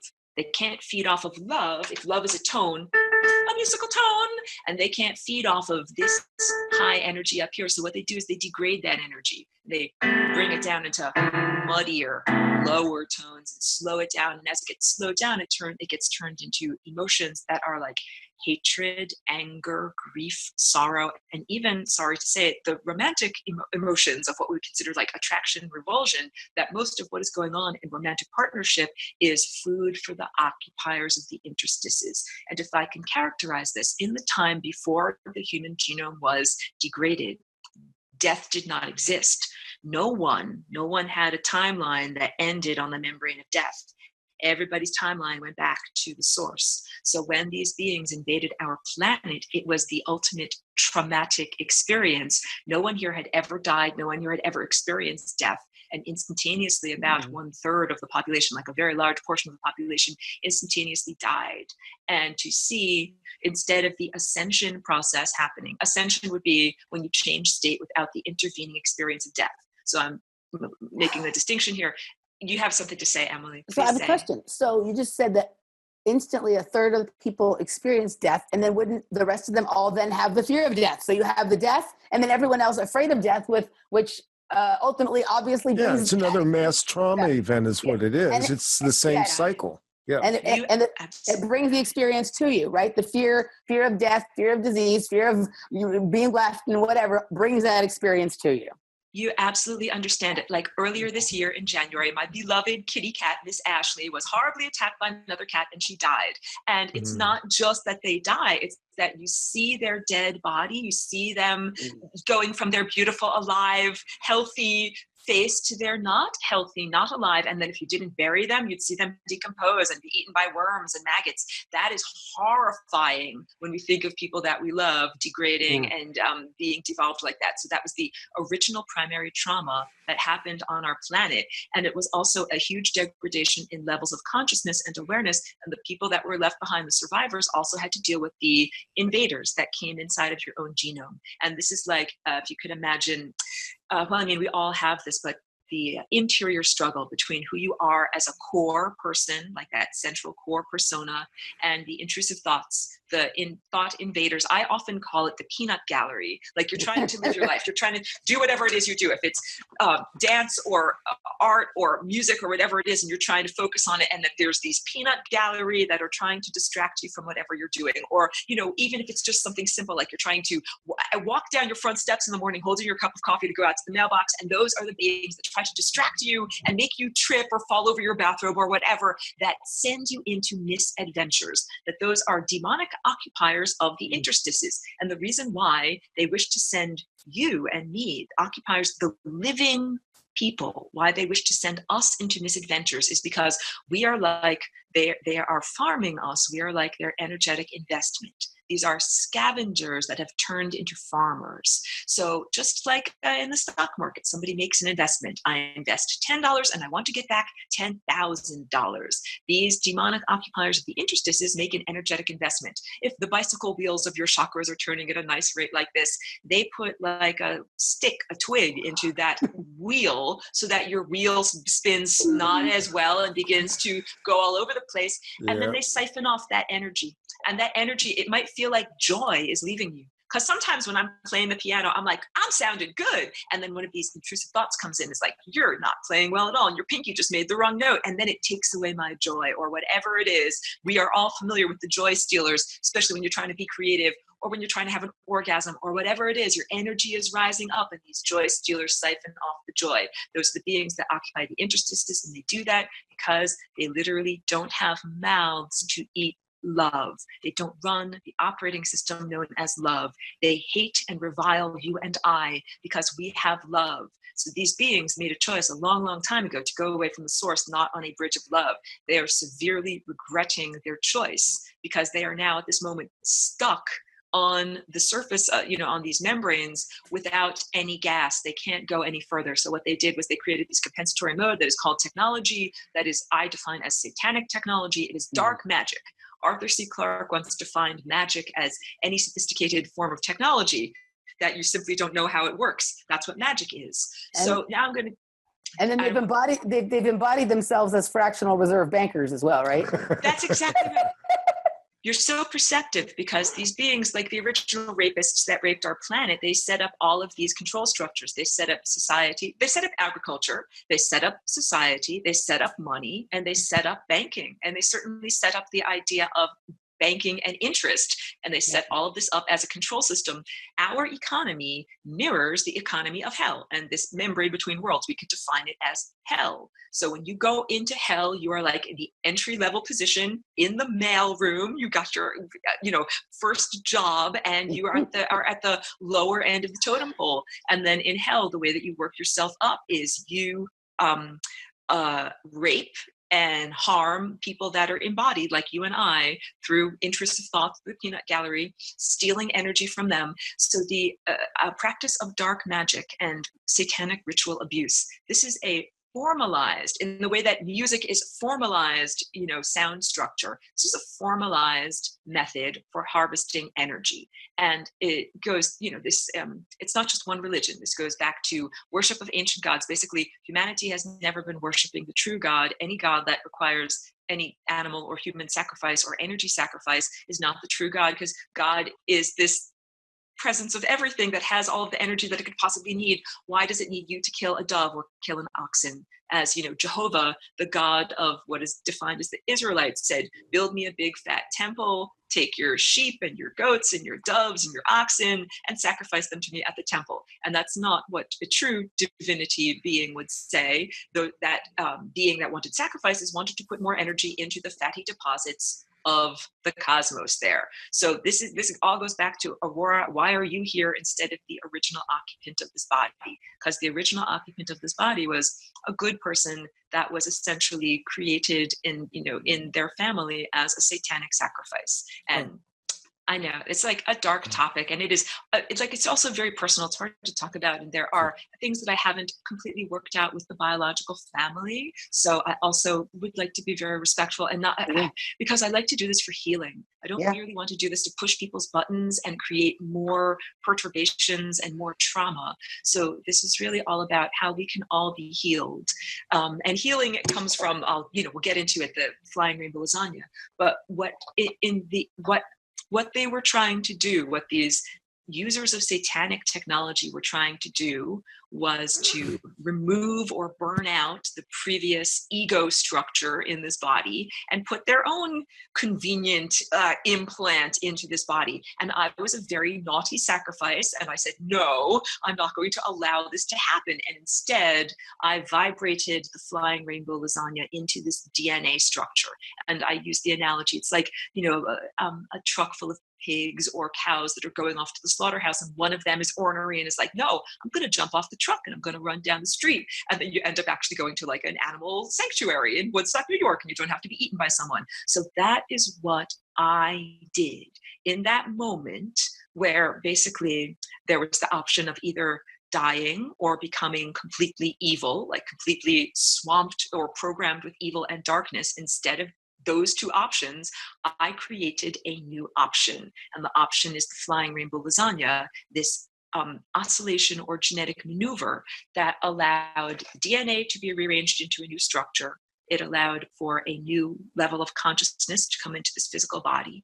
And it made it so that this body didn't have to die. So that it was a I can't speak about it like in a linear sense, like first this happened, and this happened, and this happened, because that was not what the experience was like. It was very all at once. But I'll tell you that in the moment that I created the flying rainbow lasagna, and it was also part of a giant cosmic battle, that it wasn't like some people have told me their stories of being a walk-in, and it's a beautiful, peaceful story that it's like when some people are born, it's like in a jacuzzi and there's nice music and aromatherapy. That's not what my birth was like. My birth was like in the middle of the Lincoln Tunnel with a lot of horns honking, and everything was not okay. And the birth process was the process of creating this transcendent object that allowed this physical body not to die, and allowed me to jump up and over those obstacles that were trying to prevent me from connecting directly to divinity. So I connected to God. I didn't have that blockade blocking me out from God.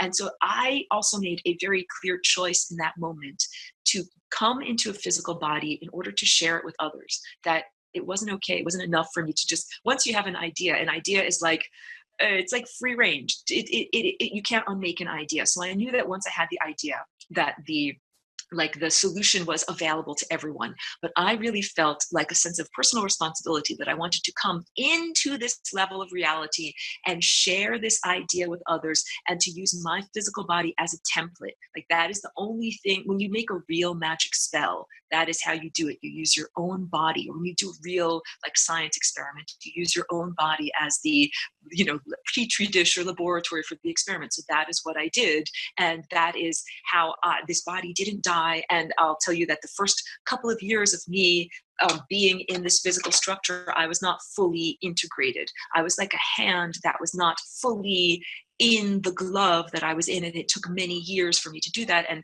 I don't talk all about my, personal trajectory, but I was very neurologically disarranged. I was numerically illiterate. I wasn't articulate as I present am. I was not like the format of who I presently am right now. So I can also tell you that flying rainbow lasagna is a beacon of hope, a way that one can transcend inner levels of difficulty. Like, that this body was meant to be like a vegetable, that they were trying to destroy the neurology of this body so that I would never be able to speak or think or effectively communicate with others. And clearly I've transcended that. So I don't just bring that up or bring up any of these things just for, self-aggrandizement. I bring it up as a sense of hope that if anybody has had a brain injury or neurological problem or a trauma or a disease or anything, broken bone, that it is possible to experience profound healing. And it is through reweaving the time field, changing what is going on in the time field. So I know all of that is a lot of heavy backstory, but that can help you to understand why I am so personally connected to the idea of revealing Pizzagate or Pedogate or whatever is the, whatever we're using as the descriptive term for this, that these original rapists of the planet set up the social, cultural, religious, and banking or monetary systems, and that they have been requiring sacrifices, not just animal sacrifices, but human sacrifices and victimization in the form of rape and sexual abuse in order to keep the entire virtual reality machine going. Like, this is blah, blah, blah, blah. If there's one thing that I can, help to make clear, it's the idea that if you see a giant technological mothership, like a clank metal spaceship flying through the sky, please do not be unduly impressed, because the gas that makes that ship go is literally babies being raped and, innocent people being victimized and harmed and killed. That it is the siphoning off of that energy that is supposed to be going up towards the center, but instead is diverted towards the side. It is a distortion of the genetic code and the time field in its behavior and its dance and the way that it's supposed to be dancing. That is what makes these sophisticated, larger technological structures function. So don't be so impressed. It's like if I took a Yanomami Indian from the Brazilian Amazon and they'd never been to Times Square, and if I stuck them in the middle of Times Square but they didn't know about the petroleum industry, they'd be like, wow, this is a lot of stuff. I'm very impressed. Then if you told them about the petroleum industry and the amount of environmental degradation and the unfairness of our economy based upon that, then they would be less impressed. So if you are looking at space races and you're like, ooh, that's a sophisticated space race because they've got a big fat mothership, or they can fly a moon into a new orbit or do whatever in order to transform reality, don't be too impressed when you actually find out that all of that is based upon trapped and victimized or hijacked consciousness, and that is literally distorting the DNA time field.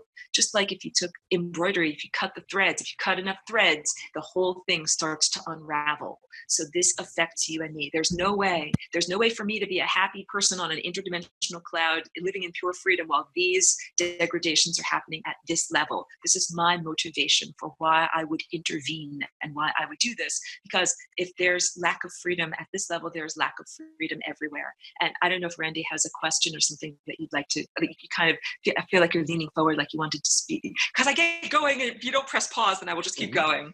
No, that's okay. I was just going to interject here because you were talking about that. I remember when the Deepwater Horizon oil spill occurred in the Gulf of Mexico. What was that, 2010? I got a vision of how destructive the system was by understanding that this Deep Horizon platform, which had penetrated far deeper into the Earth's crust than wells are supposed to anyway. It was completely illegal.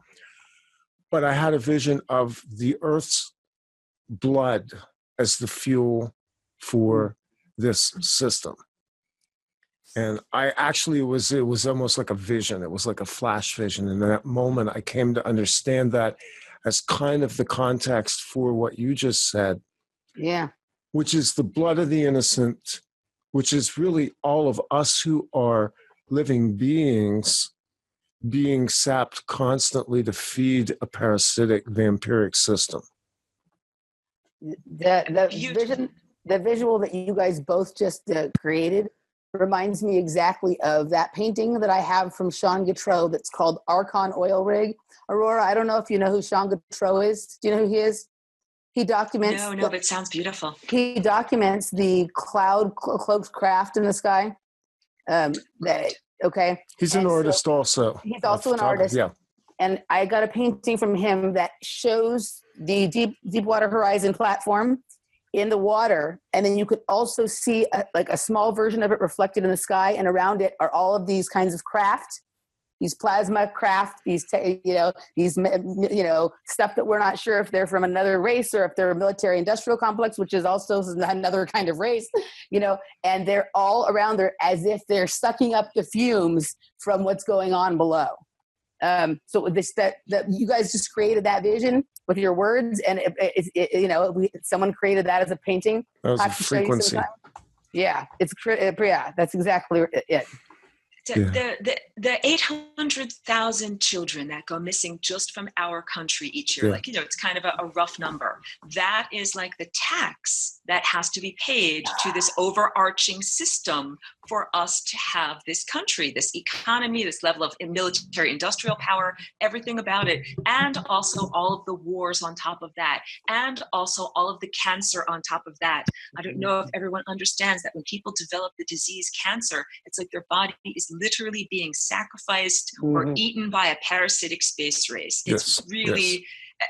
And when we begin to understand this, it's a very dark view of our world. Like, I understand it can be intimidating, it can be depressing, like it makes my shoulders go down but there is hope because of flying rainbow lasagna. So I will never describe in excruciating detail all the challenges that we're facing without giving you effective tools for how we can fix this. But knowing the adversary or knowing the context that we are in is essential. Like, not to be falsely ignorant of what we are facing.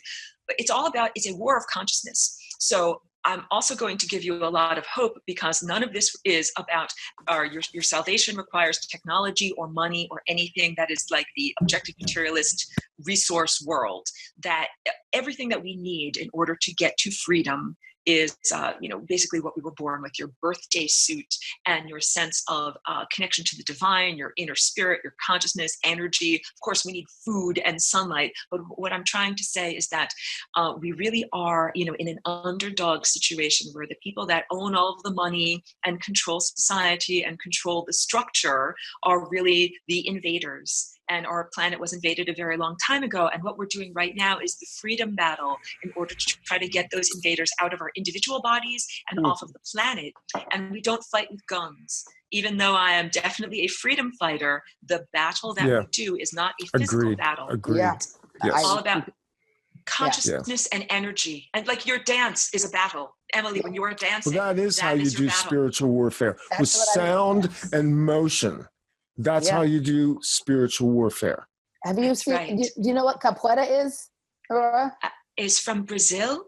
It's a Brazilian martial art that is disguised as a dance.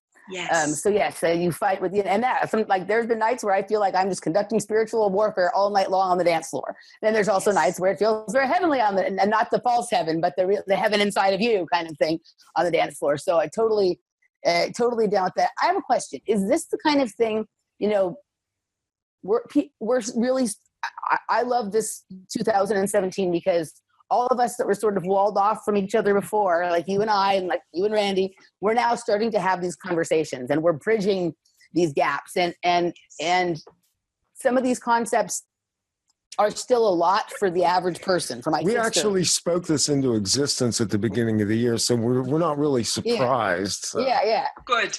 So, but for some people, this is still a difficult concept to explain. Like I have some friends that I could explain this to and they'll mostly get it, others that would sort of get it, and then some that won't get it at all. Is the way that we share the flying rainbow lasagna to do that with the people who can get it. But even if just enough of us start doing it, will it become like a 100th monkey kind of thing?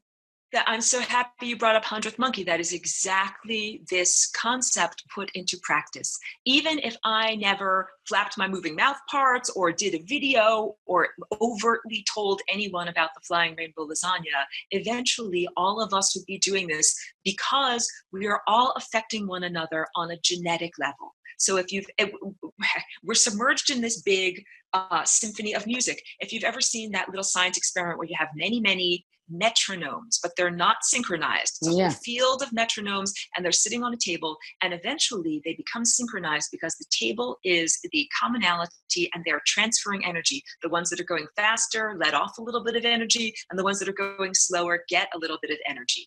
This is the ethics of interdimensional, we're in this symphony, we're affecting one another. So if it's just like a choir, if we're all in a musical choir together and one person is singing an A and they're singing the right note, then everybody tends to calibrate properly to that note. But of course, if the loudest singer is a horrible singer and they're singing an A like this, then that will also be what we are calibrating towards. So it's absolutely appropriate for the people that are, let's say, musically literate. This pattern that we're looking at, this is the musical score of the cosmos. And if you're musically literate and you can play the right note, then you should play your note with confidence. And this is what, like, as we are beginning to collaborate and share these ideas, our music is amplified and gets stronger. Because I also like to say there are a lot of, usually I'm all about individuality and everything, but there's a lot of punk rock anarchists in the band, and they're making music like this. And it sounds horrible. And those are like the people that are doing the Deepwater Horizon drilling and other things like that. And they have a lot of money and a lot of resources, and they feel like they're very powerful, but we can be much more powerful with the strength of our song.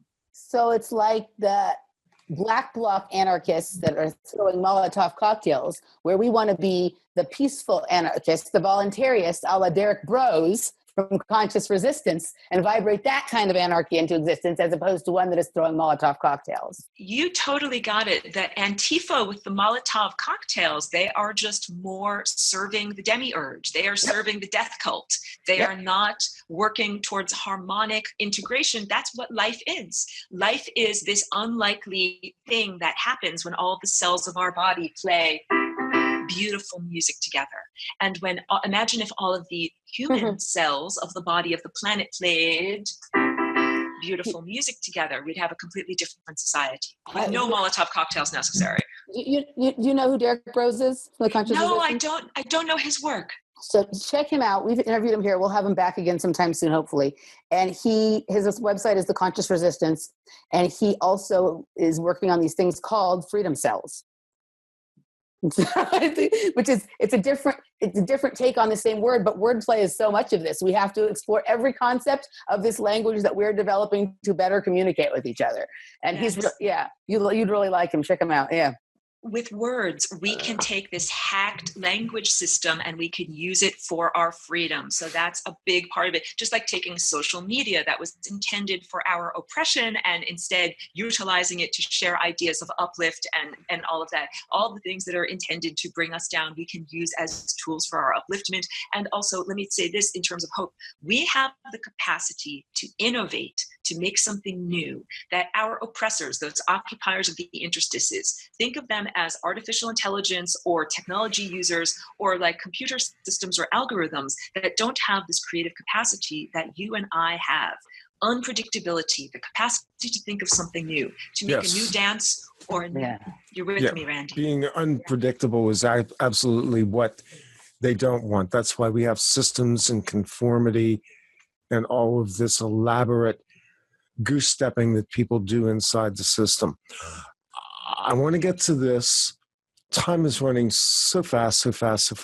So I've heard you say that death is neither natural nor inevitable. Can you expand on that a little bit? Absolutely. I say all the time that death is like an aberration, a thing that should not exist, a socially aberrant behavior, that this membrane of death is meant to be like the boundary that says when we're not supposed to go into that zone. Like if you ever play that child's game Operation and you're trying to use the tweezers to get the little bone out of someone's, and if the tweezers hit the edge, then it goes, eh. Death is supposed to be like that buzzer that is buzzing in the game of Operation and saying, you hit the membrane of death, you did the wrong thing. But the challenge is that we have been programmed into a sense of the inevitability and necessity of it, and even glorification of death.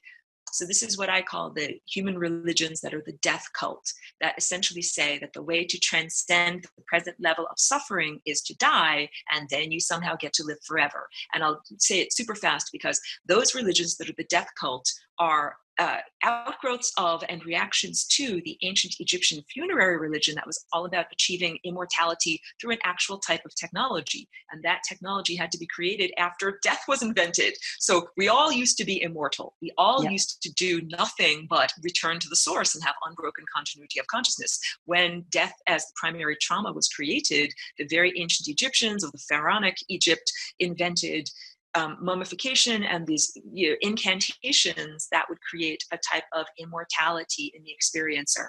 And the people that eventually became the outgrowths, the Jews, the Israelites, they rejected that world and they became controlled by this AI Jehovah. I have a whole teaching all about this, and I'm doing this super fast. I'm talking very, very fast. Invented the idea of heaven and hell. That was the invention of harvesting, the afterlife. And when you go to heaven and hell, you don't go back to this original source. You go to the interstices. This is the narrative fiction of heaven and hell. If you're a bad person, you go to hell. And if you're a good person, you go to the realm that is ruled over by, I call him false astral Jesus. This is not the actual historical teacher that was here. It's a construct. Right. Yeah. You're with me. We've called this the cosmological spin cycle because basically you are shot out violently, and then oddly enough, after this sort of what they call the bardo, we're dropped back in again, but we have no memory left. So we have the memory wipe cycle, which means we do these repetitive cycles of birth, death, and we learn nothing cumulative as a result of it. That we learn, we have difficulty learning, and we also create tons of fat, like extra gristle around the edges for these occupiers of the interstices to eat. Yeah. If they're eating all of those peripheral suffering. And this idea of Jesus Christ, I'm not offending anyone about their religion, and Christ consciousness is a very real, very abstract network. Yes, absolutely. There are total illogicalities of the Christian dogma that states that you have to die in order to live forever. That's like saying you have to hit this membrane of death in order to not hit this membrane of death. That's an illogic. It doesn't work for me. So I really like this as a map. When I draw these pictures and sculptures, these are like a visual map to a landscape so that we can tell where are we in time? How can we navigate time? And I really don't think that it is effective to say, oh, we're going to die, and then somehow through a mental program go into a different realm. What we're really doing is being hijacked into a fake virtual reality fantasy land that is not true heaven at all. No, well, and most of the people who hear this show and know my background know that I came from that world. I was a Christian minister at one time. And I finally got to the place where I realized it was literally a death cult.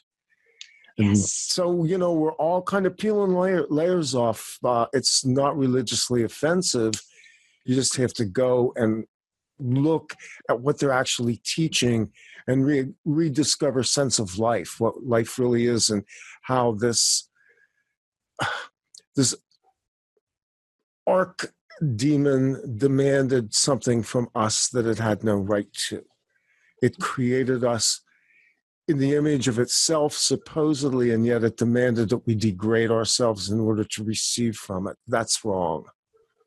So just as a caveat for people out there who hear this, who don't understand how we're coming at this. So I'm with you on that. Good, so good. I have a question for both of you, actually. So I was raised without religion, so I don't have some of that built-in stuff, but I've been here experiencing life in this world where lots of people have religious beliefs, and we have created all of these other death cults that are like the scientism death cult. And even there's certain aspects of our pop culture and pop music that are death cults. So I had come into a place where I was destroying myself and finding some level of sick romance in that, you know, and I really had walked myself through as close to the membrane as I could have. Something pulled me back. And the first thing that I really started doing was taking care of my body in a different way with what I was eating and how I was caring for myself that way.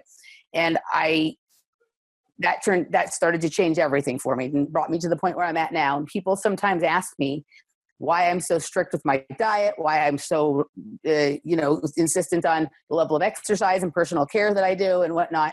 And I say to them, and I think they think I'm joking, and I say it with humor, but I'm actually not, is that I have to live forever so that I can save the world. And is that, I think that's what we're talking about. Like, I really feel like we are at this place. I don't want to die. I you know what I mean? Like, even when life is hard, I don't want to die. And I feel like what you say is exactly right, that we've been tricked into this thing of thinking we have to age and fall apart and die and whatever. And I'm not talking about being one of those people who like refuses to age in any kind of grace. But if you take care of this instrument, aging can mean just transforming into something else, wiser, more experienced, that has to do things a little differently. But I don't think we're supposed to die. Certainly, and it's certainly not in the kind of time span that we've been given. Like, I think that we can live. I mean, I'm going to sound crazy saying this, but I do think that we're moving into a time where we're going to figure out, not with technology. I think they're going to try and trick us into uploading our consciousness to live forever. And that's a trick. And I think they're going to make us feel like everyone else is going to live forever, but you guys are not going to take the chip or the this or the whatever, so you're not going to. And we just have to go, okay, you go do that. If that's what you want to do, you go do it. And we just have to keep dancing like a flying rainbow lasagna, and our trajectory will be infinite in both directions. I'm totally all with you directions. On that. The idea of being uploaded to like the false Christian heaven, like a virtual reality fantasy land, that is not appealing to me because it's a dumbing down of the complexity. So in the same way that analog music has a lot more subtleties in the recording than an MP3, which the MP3 is shaped like someone described. We've been talking about it. So we've been talking about it a lot lately. I'm a complete freak on analog music. Yeah. And in our bodies, like a photon has a history. It's not just the photon that comes from the sun and then comes to us. It's a photon that's had a whole journey. So that is part of the analog extra information that gets dumbed down if we get uploaded into a virtual reality. How about water? Every water molecule that's inside of us has a history. Yeah. It's been in other people, in other organisms. It affects us, and it's part of the multi-dimensional, like multi-layered through time experience that we're having. I'm having some bleed through on my headphones. Is anyone else having that? I heard. Okay, sorry. There was a weird noise. It's gone. I don't know what it was. Yeah. Sorry, that was actually my phone. But, sorry. Oh. That's all right. It's bad host. If we upload ourselves into some kind of digital virtual reality, what we get is a patina, a veneer that is not the true complexity of all of our molecular and energetic entanglements over time. It's not desirable at all. do we get the flat sacred geometry, the 6 petals Yes. instead of the 8? You totally got it. That's what they're All right. preparing everyone for. That's what even the whatever, like the world flag that I think they're showing for NASA is like the flower of life. It is saying humans like stay dumbed down, and it's also this sense of use the expression that humans right now are like dogs instead of like wolves. Humans are in the domesticated format, and dogs have been genetically manipulated to love and adore their masters, and to feel like if they weren't on a leash, they'd be so confused and they wouldn't know where to go or what to do. That's what humans have been taught in terms of religion. Like if you don't have a god telling you what to do or creating your life. Oh, a dog is just the mirror image of a god. That's what the god is. God, dog, mirror image. I don't know. Dogs are better. I don't know. Dogs are better. But we shouldn't have to we shouldn't adore and idolize our master that genetically degraded us, and we shouldn't feel so uncomfortable if we don't have an external authority figure making our life for us, like creating our destiny or creating our future timeline, the way that people imagine God, a man in the beard with the sky, a man in the sky with a beard, rather, that makes your life for you. And then if you want something to change, you have to pray, please, man with beard, please change my life for me. That is the domesticated human format. But what we're actually supposed to be is empowered individuals where we are painting our own reality, and we understand that we don't have to have our minds on a leash where someone else controls and dictates our behavior, and where we can create our own reality. We paint our own reality. I've got my paintbrush here, and that is the freedom to create your own body, your own cellular structure, your own series of events. And I really believe, if you want to say, like, how come we aren't all happy already? Because we have to work together like many plants and organisms work together in a meadow to create an ecosystem. We're not just one blade of grass on our own. We're many different plants and organisms working together. So we have to get rid of this idea of capitalism at any expense, that is killing the planet. It is insanity. You know, the idea that one person is allowed to dig up and commodify a particular, resource at great expense to everyone else. And then this is insanity. This is why we have such bad symptoms on our planet.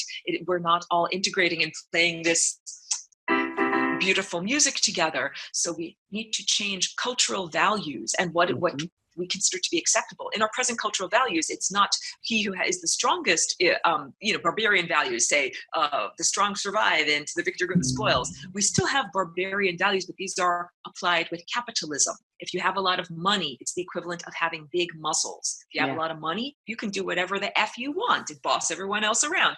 But it used to be a long time ago, if you had big muscles, then you could be the bully and boss everyone else around. And this is all a reflection of the value system of the occupiers of the interstices, that our society was built by them, and we are living out their values.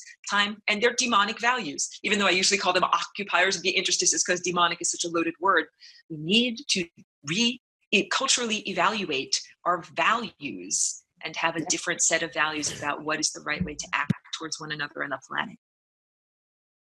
Well, I think part of that equation has to do as well with the fact that we've been entrained into a system that told us there are limited resources, there's limited time, limited dimensions.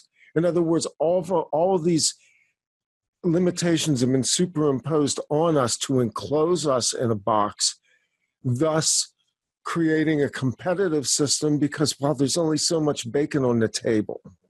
Pardon the pork analogy, but basically what they're saying is you're going to have to scramble for this. In other words, more loosh harvesting, because they've got you scrambling. You know, it's like going to a great big football game with billions of people scrambling around, all running after the same ball all the time in an endless loop.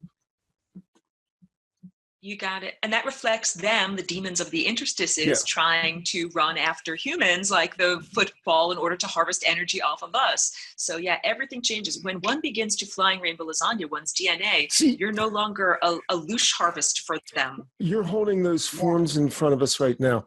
Those forms are free flowing.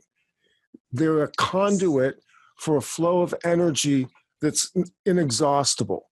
That's basically throwing off, going over unity, not creating a shunt where energy is cut off or drained off.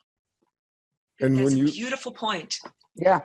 If you look at those forms, that's what I see. I see the free flow of something that is constantly increasing its energy flow.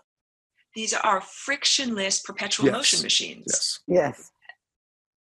So, and it's actually what's inside of us. It's what's inside of the undecaying spin of the electron. That, and I like to say, verbalized conscious thought, that is friction in the machine. So when we sit in meditation, when we are in silence, or when we're in bliss, like when I'm doing my painting, or if I'm like really into a song on my piano or whatever, I'm in bliss. I'm not thinking. I don't have that friction inside of my mind that is slowing things down. So I would say that each one of us, we should look for the optimum functioning of our interior mental system. You know that you're functioning at optimum levels when you don't have an internal dialogue. Like if you're running, you're running on the road and you're just totally in your groove, or music helps me to do this quite a lot, playing music on my headphones, or basically not being bored, being engaged at optimum levels with a task that you really love, and you'll find you don't have an internal dialogue. You don't have to think, move your pinky, pick up your thumb, get the red paintbrush. You're just doing your thing. Absolutely. Wow.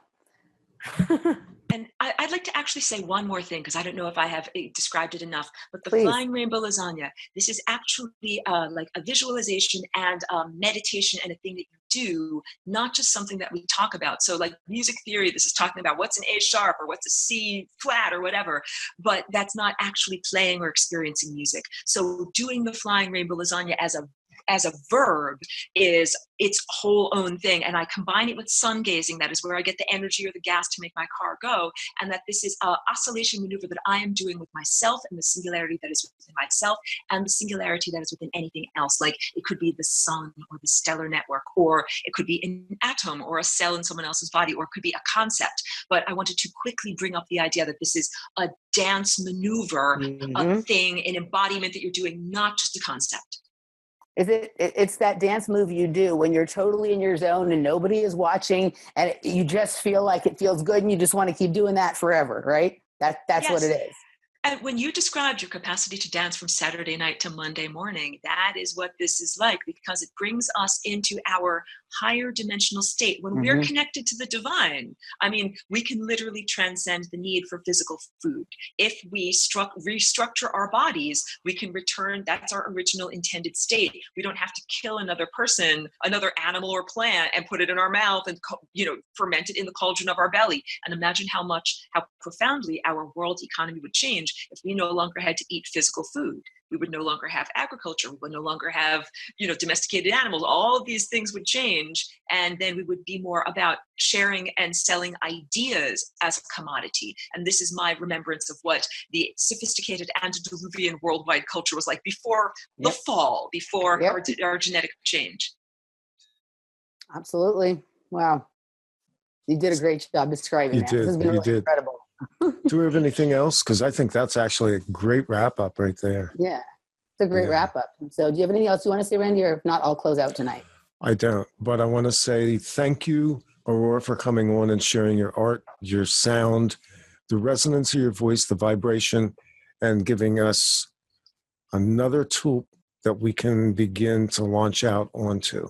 Thank you so much. Thank you. And on that note, happy to do it. Yeah, and on that note, guys, the truth is out there. It's inside of you. Dance like no one's watching. Dance like the Flying Rainbow Lasagna. We'll see you next time. Bye. Stay on the line for a second. Stop. All right.